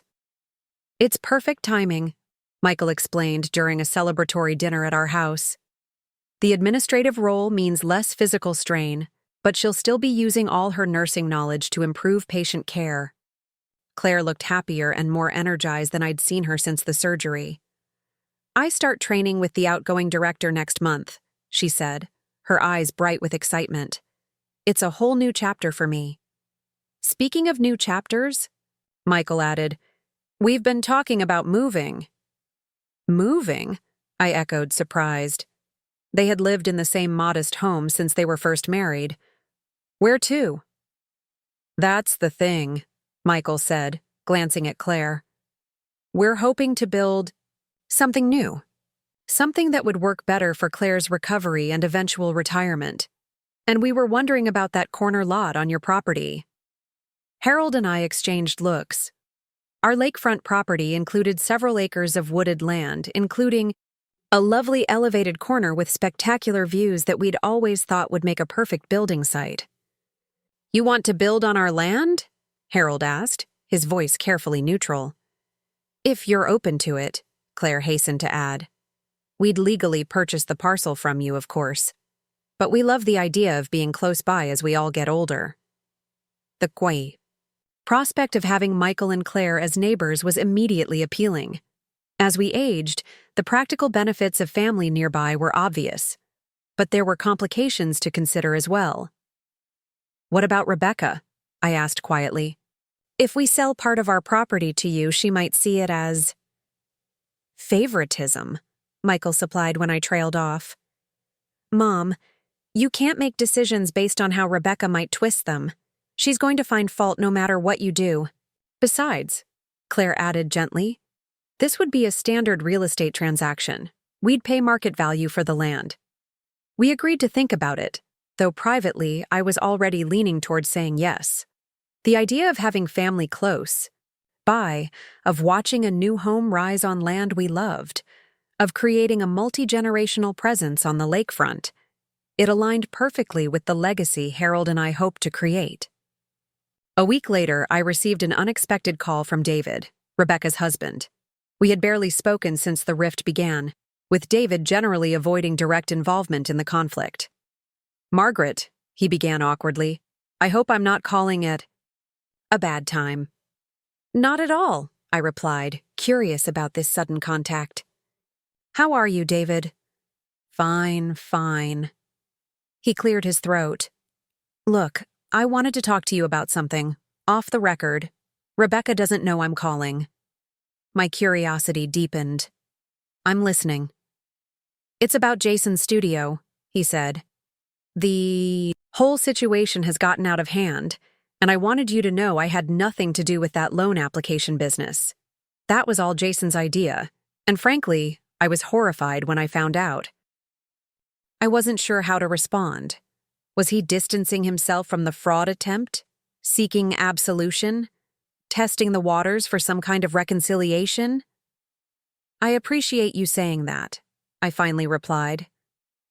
The thing is, he continued, I've been trying to get Rebecca to see reason about all this, but she's completely fixated on the idea that you and Harold promised to fund Jason's career, and then reneged. Nothing I say makes any difference. And what do you think? I asked. There was a long pause before he answered. I think Jason needs to grow up and stop expecting everyone to finance his lifestyle. I think Rebecca needs to stop enabling him. Another pause. And I think I may have contributed to the problem by giving them both everything they wanted for too many years. The admission surprised me. David had always seemed content to play the role of provider, showing his love through financial generosity rather than emotional engagement. That's insightful, I said cautiously. Yeah, well, he sounded tired. 2 decades of marriage counseling had to pay off eventually. You and Rebecca are in counseling? This was news to me. On and off for years, he confirmed. More off than on lately. I don't know if our marriage is going to survive this, Margaret. She's become someone I barely recognize, obsessed with this conflict, spending money we don't have on lawyers and private investigators. Private investigators? I repeated, alarmed. To look into your finances, he admitted. She's convinced you and Harold are hiding assets, maybe in offshore accounts or something. It's crazy. I've tried to tell her that's not who you are, but she won't listen. My mind reeled at this revelation. The situation was even worse than we'd realized. Rebecca wasn't just angry or entitled. She had become fixated to the point of hiring professionals to investigate us. David, why are you telling me this? I asked directly. Because someone needs to stop this before it destroys everyone involved, he said, his voice suddenly fierce. I've tried reasoning with her. I've tried putting my foot down about the money. Nothing works. I thought maybe if you knew how far this has gone, you might. I don't know. Reach out to her? Try to find some compromise? I felt a flash of indignation. We've tried reaching out. We've invited her to family gatherings. We've kept the door open. She's chosen to escalate rather than reconcile at every turn. I know, he said quickly. I'm not blaming you. I just don't know what else to do. After we hung up, I sat at the kitchen table for a long time, turning the conversation over in my mind. David's call had provided valuable information, but also raised disturbing questions. How far would Rebecca go in this crusade? What would happen when her private investigators inevitably found no hidden assets, no secret accounts? Would she accept reality then, or simply find new targets for her suspicions? I shared the conversation with Harold that evening, watching his face grow increasingly troubled as I related David's revelations. Private investigators, he muttered, shaking his head. As if we've been sitting on some secret fortune all these years, while driving modest cars and working well past traditional retirement age. It speaks to how distorted her perception has become, I agreed. She's created a narrative where we're not just disappointing parents, but actively deceitful ones. Harold ran a hand over his face, suddenly looking every one of his 76 years. I'm tired, Margaret. Tired of being villainized by my own daughter. Tired of walking on eggshells in our own community. Tired of wondering what new accusation or scheme is coming next. The weariness in his voice alarmed me. Harold had always been my rock, the steady presence I leaned on through life's challenges. To hear him sound so defeated was unlike him, and deeply concerning. Maybe we should get away for a while, I suggested impulsively. Take that trip to the Grand Canyon we've been talking about for years. Give ourselves some space from all this. He looked up, a spark of interest lighting his eyes. You're serious? Absolutely. We're both in good health. We've saved for travel. Why not now, when we could use a change of scenery? The idea gained momentum as we discussed it. A 3-week road trip through the Southwest, visiting national parks we'd always wanted to see. We could leave after Harold's current woodworking. Class finished in mid-February, returning in early March when Michigan's winter would be showing the first tentative signs of retreat. "Let's do it," Harold said decisively, more animation in his voice than I'd heard in weeks. "Let's book the hotels tonight." Planning the trip gave us a positive focus, something to look forward to amid the ongoing family tension. We pored over maps, researched hiking trails appropriate for our age and fitness levels, and ordered new camera equipment to document our adventure. When we shared our plans with Michael and Claire, they were enthusiastically supportive. "It's about time you two did something for yourselves," Claire declared. "We'll keep an eye on the house while you're gone." Emma and Ben sent recommendations for must-see spots in Arizona, where they had traveled for a robotics competition during high school. Megan offered to water my houseplants and collect our mail. The trip preparations created a pleasant buzz of anticipation that carried us through January's coldest days. I found myself smiling more, sleeping better, feeling more hopeful about the future. Harold, too, seemed rejuvenated, spending hours in his workshop crafting small wooden keepsake boxes for each grandchild, even Jason, though we weren't sure when or if we'd have an opportunity to give it to him. February brought another surprising development. Megan arrived for her usual Saturday visit carrying an official-looking envelope and wearing an expression that mixed excitement and nervousness. "I got it," she announced as soon as she stepped through the door. "The teaching fellowship I applied for. They're only offering it to 10 students in the state, and I made the cut." "Megan, that's wonderful," I exclaimed, pulling her into a hug. "Tell us everything." Over coffee at the kitchen table, she explained the details, a prestigious program that would fund her final year of undergraduate education, plus her teaching credential in exchange for a commitment to teach in high need schools for at least 3 years after graduation. "It covers tuition, books, even a living stipend," she said, her eyes shining. "And it includes mentorship from master teachers throughout the credential program. It's exactly what I was hoping for." "We're so proud of you," Harold said warmly. "This is a tremendous achievement." She ducked her head, still uncomfortable with direct praise. "There's something else," she added, her voice quieter. I told Mom about it. My heart skipped a beat. "And?" She said I was throwing my life away. Megan's voice remained steady, though I could see the hurt beneath her composed exterior. She said teaching is a dead-end career for people without ambition, and that I'd regret committing to those 3 years in some ghetto school, as she put it. Harold's expression darkened, but Megan continued before he could speak.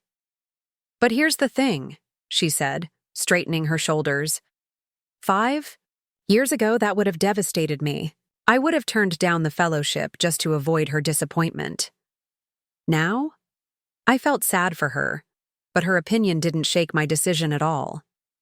I reached across the table and squeezed her hand, deeply moved by the quiet strength in her voice. "That's real independence, Megan. Not financial, but emotional." "I know," she agreed. "And it feels amazing. Scary, but amazing."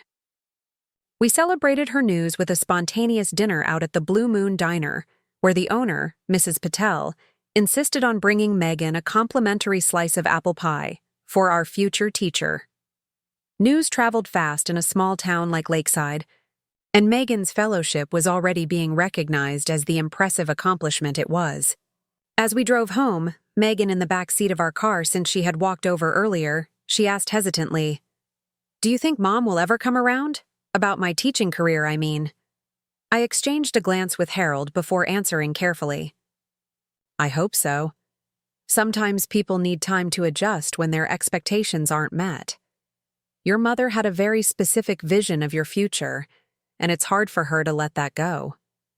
"But it's my future, not hers," Megan said, a note of frustration entering her voice. "Exactly," Harold agreed, And you're claiming it beautifully. The conversation reminded me of something I'd observed throughout this family conflict, how differently Rebecca and I viewed our relationships with our adult children. I saw my role as supporting Michael and Rebecca in building their own lives, making their own choices. Rebecca seemed to view Jason and Megan as extensions of herself, their achievements or failures direct reflections on her own worth and status. No wonder she had reacted so strongly when Megan began charting an independent course. It wasn't just about the career choice. It was about Megan's growing autonomy, her willingness to make decisions her mother disagreed with. In Rebecca's eyes, this wasn't independence. It was betrayal. The insight didn't excuse Rebecca's behavior, but it helped me understand it, and to recognize that true reconciliation would require much more than resolving the immediate conflicts over money and education. It would require a fundamental shift in how she viewed her relationship with her children. Our road trip plans continued to take shape. We confirmed reservations at small lodges and historic hotels along our route, studied trail maps, and purchased new hiking boots that we diligently broke in with walks around the frozen lake. Harold spent hours servicing our car, ensuring it was in perfect condition for the long journey. A week before our scheduled departure, Megan called with unexpected news. "Jason's in the hospital," she said without preamble. "Alcohol poisoning. They had to pump his stomach." I sat down heavily. "Is he going to be all right?" "They think so," she replied. "He was at some industry party trying to network with music producers. Apparently, he got really drunk and passed out in the bathroom. His friends called an ambulance." "Does your mother know?" "Yes, she and Dad are with him now. She's not handling it well, blaming everyone but Jason, the venue for serving. Too much alcohol, his friends for not watching him closely enough, the hospital for not treating him like a VIP." I closed my eyes, picturing the scene all too clearly. "And you? How are you doing with this?" Megan sighed deeply. "I'm worried about him. He's been spiraling for months, drinking too much, missing appointments, burning through money. But every time I try to talk to him about it, he either brushes me off or turns it into a rant about how you and Grandpa have ruined his life by not funding his studio." The unfairness of the accusation still stung, but I pushed past it to focus on the immediate concern. "Is there anything we can do?" "I don't think so," she said sadly. "Mom would probably see any outreach from you as interference. I just thought you should know." After hanging up, I shared the news with Harold, who received it with a troubled frown. "Poor kid," he murmured. "He's been heading for a crash for a long time." "Do you think we should cancel our trip?" I asked. "With Jason in crisis." Harold shook his head firmly. "We can't put our lives on hold waiting for reconciliation. That may never come. Rebecca has made it clear she doesn't want our involvement. The best thing we can do is continue living well and keep the door open for when, if, they're ready to walk through it." He was right, of course, though it felt strange to be preparing for a vacation while a family member was in crisis. But boundaries worked both ways. We had to respect that Rebecca and Jason had chosen to exclude us from their lives, even in difficult moments. The day before our departure, I received a text from an unknown number. "This is David. Jason's being released tomorrow. Going to stay with us for a while. Thought you should know." I appreciated the update but wasn't sure how to respond. Would David welcome further questions, or was he simply keeping us informed as a courtesy? After some deliberation, I sent back a simple, "Thank you for letting us know," wishing him a good recovery. David's response came quickly. "Margaret, I know this isn't my place, but I think Jason needs help beyond what Rebecca and I can provide. If you have any suggestions for treatment programs, I'd appreciate it. Not that I can guarantee she'll listen." I was touched by his reaching out, especially knowing the risk he was taking if Rebecca discovered this communication. "I'll send some information," I promised. "And David, thank you for looking out for him." Harold and I spent that evening researching residential treatment programs for young adults with substance abuse issues, focusing on facilities that incorporated creative arts therapy that might appeal to Jason's musical interests. I compiled a list of options, along with brief notes about their approaches and success rates, and emailed it to David. His reply was simple: "Thank you. Safe travels." The exchange left me with mixed emotions as we completed our final packing. On one hand, it was heartening that David recognized Jason needed professional help and was willing to reach across the family divide to seek resources. On the other hand, the reality remained that Rebecca was the driving force in their household, and if she opposed treatment, it was unlikely to happen. Still, a small seed had been planted. Perhaps this health crisis would serve as a wake-up call for both Jason and Rebecca, opening their eyes to the unsustainability of their current path. The morning of our departure dawned clear and cold, the sunrise painting the frozen lake in shades of pink and gold. We loaded our suitcases and travel supplies into the car, double-checked that all appliances were turned off, and set the thermostat to its vacation setting. Michael and Claire stopped by to pick up our spare key and review the house-watching instructions one last time. Emma had sent a care package of road trip snacks and audiobooks that waited on the passenger seat. Ben had prepared a custom playlist of music for different segments of our journey, labeled by terrain: mountain driving, desert sunset, canyon echoes. As we prepared to pull out of the driveway, I noticed Harold looking back at our lake house with an expression I couldn't quite read. "Second thoughts?" I asked gently. He shook his head. "Not about the trip. Just thinking about how many chapters of our lives have unfolded in that house. The good and the difficult." I followed, his gaze to the home we had lovingly maintained for decades. "There are more chapters to come," I reminded him. "Some we can anticipate, others that will surprise us." He smiled then, reaching over to squeeze my hand. "As long as we're writing them together."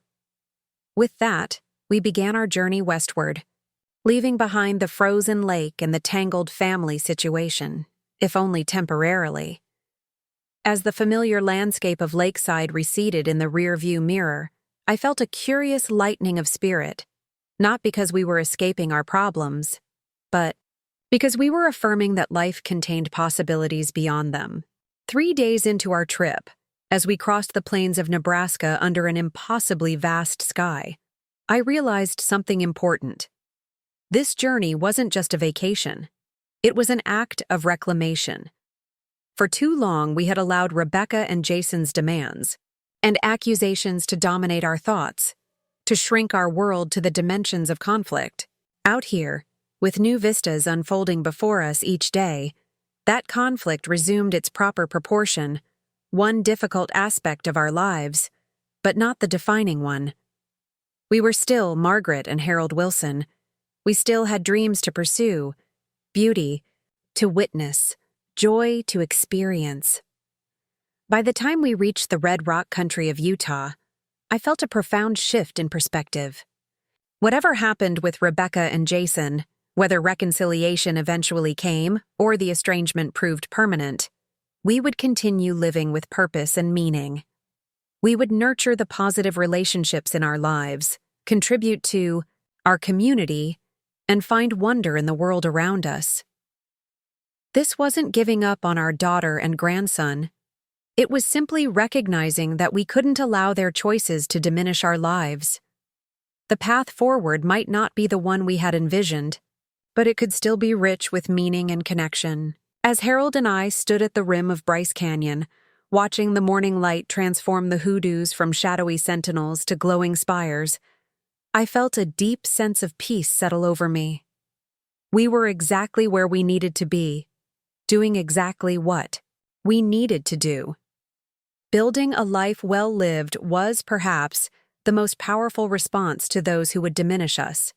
And in that building, we were creating not just memories for ourselves, but a legacy for all our grandchildren, a demonstration of resilience, integrity, and the capacity to find joy even amid life's most difficult challenges. Our return to Lakeside coincided with the first tentative signs of spring. Patches of exposed ground where snowdrifts had begun to recede, a subtle softening in the air that promised warmer days ahead. The 3 weeks away had restored us in ways I hadn't anticipated. Beyond the breathtaking landscapes and new experiences, the journey had given us perspective, a reminder that our world extended far beyond family conflict. We arrived home to find our lake house in perfect order, with fresh flowers on the kitchen table and a welcome home lasagna in the refrigerator, courtesy of Claire. Michael had collected our mail in neat stacks on Harold's desk, and Emma had sent a care package of her homemade granola and herbal tea to ease our transition back to everyday life. That evening, as we unpacked and settled in, Megan called to welcome us home. "How's Jason?" I asked after we'd exchanged travel stories. "Better, I think," she replied cautiously. "He's still staying with Mom and Dad, but he's been attending some group therapy sessions at the community health center. David's been taking him." This was unexpected good news. "Your father convinced him to go?" "Actually, it was more complicated than that," Megan explained. "After Jason got out of the hospital, he had some kind of meltdown, smashed a bunch of stuff in his old bedroom, said some really awful things to Mom. Dad finally put his foot down and said either Jason gets help or he can't stay with them." I tried to imagine David standing up to both Rebecca and Jason. It couldn't have been easy. "How did your mother take that?" "Not well at first," Megan admitted. "She was furious with Dad, said he was abandoning Jason when he needed support. But when Jason started improving after a few sessions, she backed off a little." We continued catching up, with Megan sharing updates about her teaching fellowship and spring break plans. As we were about to hang up, she added, "Oh, I should mention, Mom knows you're back. She drove by the house earlier and saw your car." I wasn't surprised that Rebecca was monitoring our movements, but the explicit acknowledgement was unsettling. "Thanks for the heads up," I said. "We'll be prepared if she decides to make contact." The following morning brought sunshine warm enough to melt the remaining snow on our deck. Harold and I took our coffee outside for the first time that year, basking in the spring light while planning our garden for the coming season. "I think we should expand the vegetable plot this year," Harold suggested. "Add more tomato varieties and maybe try those purple carrots Emma's always talking about." I smiled, enjoying his enthusiasm. Our road trip had reinvigorated him, washing away much of the weariness that had settled over him during the long months of family conflict. Our peaceful morning was interrupted by the sound of tires on our gravel driveway. We looked up to see a familiar SUV approaching, Rebecca's silver Lexus, moving slowly toward the house. Harold and I exchanged glances, silently preparing for whatever might come next. Given our history with Rebecca over the past year, possibilities ranged from another confrontation to perhaps, however unlikely, a peace offering. The vehicle stopped, and Rebecca emerged alone. She stood beside her car for a moment, seemingly gathering her thoughts, before walking toward the deck where we sat. As she drew closer, I noticed changes in her appearance. She looked thinner, with dark circles under her eyes partially concealed by makeup, her usually perfect hair showing signs of neglect. "Mom, Dad," she said by way of greeting, her voice lacking its usual sharp edge. "Can we talk?" Harold gestured to an empty chair. "Of course. Would you like some coffee?" She nodded, and I went inside to pour her a cup, giving myself a moment to steady my nerves. When I returned, Rebecca was sitting stiffly at the edge of her chair, hands clasped tightly in her lap. "I understand you've been away," she said as I set the coffee before her. "Megan mentioned you took a trip west." "We did," Harold confirmed. "The Grand Canyon, Bryce, Zion. Places we've always wanted to see."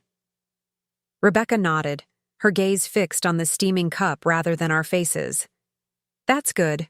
I'm glad you had that opportunity."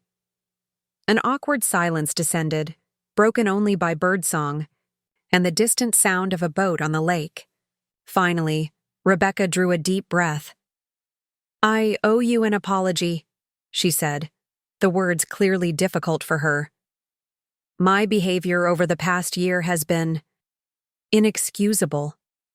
I kept my expression neutral, not wanting to interrupt what appeared to be a genuine, if painful, effort at reconciliation. The things I said, the accusations, the social media posts. She shook her head. I was so convinced I was right, that you were being unfair to Jason. I couldn't see past my own anger. What changed? Harold asked gently. Rebecca's composure cracked slightly. Jason's hospitalization was a wake-up call, and then his meltdown. Afterward, some of the things he said to me. She trailed off, visibly struggling. Let's just say it forced me to reevaluate some assumptions. I waited, sensing there was more she needed to express. David and I have been in intensive couples counseling, she continued after a moment. It's been illuminating, especially about how my parenting choices have affected Jason and Megan. She took a small sip of coffee before meeting our eyes directly for the first time. The forgery was my idea, not the execution.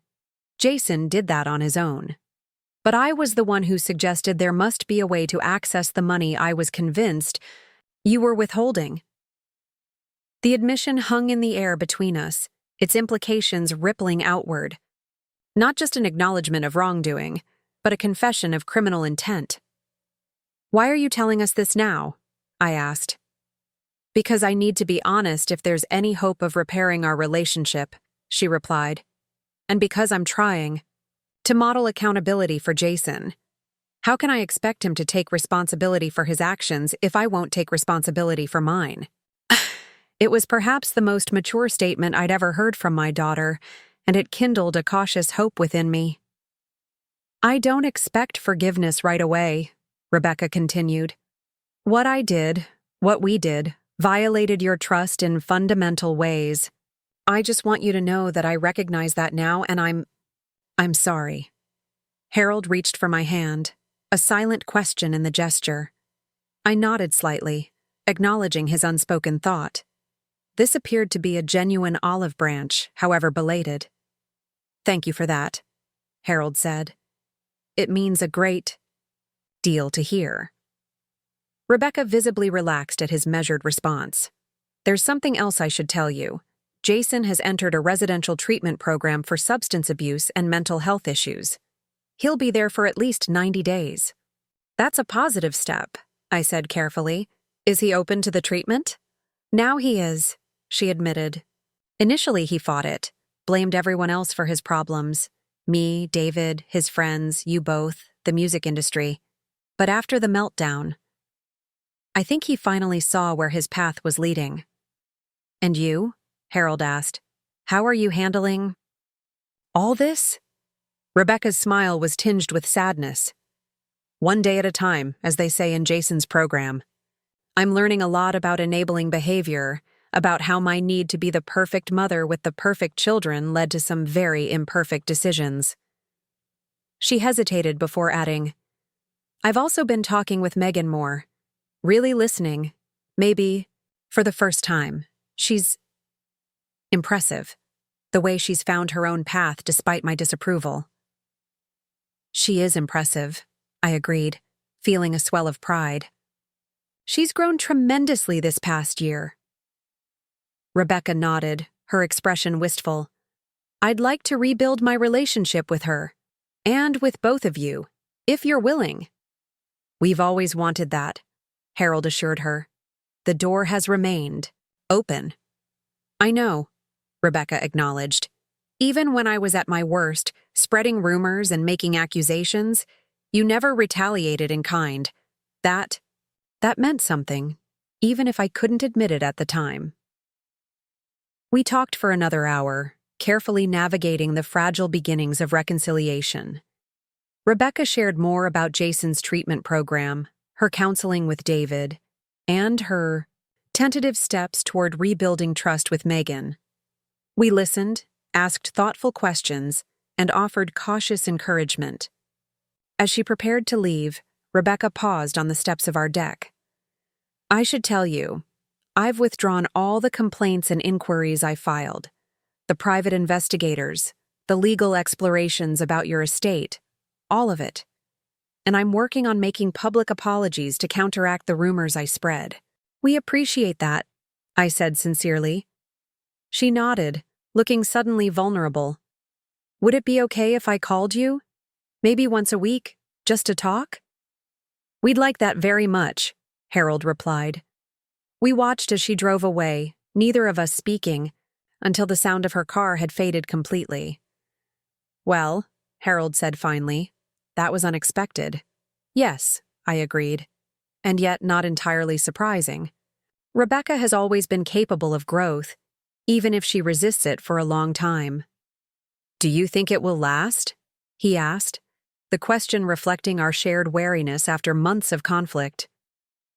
I don't know, I answered honestly, but I'm willing to find out. Over the following weeks, Rebecca kept her word. She called regularly, each conversation a careful dance of rebuilding trust. She joined us for Sunday dinner at Michael and Claire's home, visibly working to repair relationships with her brother's family as well. When Emma came home for a weekend visit, Rebecca made a special effort to engage with her, asking thoughtful questions about medical school and expressing genuine interest in her studies. Progress with Jason was slower and more complicated. From his treatment facility, he sent a brief, handwritten note, not quite an apology, but an acknowledgement of the pain his actions had caused. It was a small step, but a meaningful one given where he'd been just months earlier. As April brought fuller signs of spring to Lakeside, Harold and I finalized arrangements to sell the corner lot of our property to Michael and Claire. The transaction was straightforward and transparent, with Rebecca kept fully informed throughout the process. To our relief, she expressed support for the plan, even offering design suggestions based on Claire's post-surgery needs. Megan continued to flourish in her education program, her confidence growing as she accumulated classroom experience and positive evaluations. She spoke often of her younger students, eyes lighting up as she described their progress and personalities. Teaching clearly fed something essential in her spirit, and watching her passion develop was deeply satisfying. By early May, when construction began on Michael and Claire's new home, our family had reached a tentative new equilibrium. The fractures hadn't fully healed, perhaps they never would completely, but the active conflict had subsided, replaced by cautious rebuilding. One sunny afternoon, as Harold and I walked the property line with the construction supervisor, discussing drainage concerns for the new foundation, I found myself reflecting on the journey of the past year. We had weathered a storm that threatened to tear our family apart. We had stood firm in our values while keeping our hearts open to reconciliation. We had discovered strengths we didn't know we possessed, both individually and as a couple. Most importantly, we had reaffirmed what truly mattered. Not money or status or control, but authentic connection based on mutual respect and genuine care. The grandchildren who had once called only when they needed money were gradually becoming adults, capable of deeper relationships. Emma and Ben continued their steady paths of purpose and integrity. Megan had found her vocation and her voice. Even Jason, from within the structured environment of his treatment program, was showing signs of greater self-awareness and responsibility. As I watched the excavator break ground for Michael and Claire's new home, I felt a deep sense of rightness. This was the legacy Harold and I had always hoped to create. Not just financial support for our grandchildren's education, but living examples of resilience, growth, and principled generosity. Money alone couldn't buy the kind of growth our family had experienced through this challenging chapter. Sometimes the most valuable gift we can offer is the space to make mistakes, learn from them, and build something stronger from the lessons. Up next, you've got 2 more standout stories right on your screen. If this one hit the mark, you won't want to pass these up. Just click and check them out.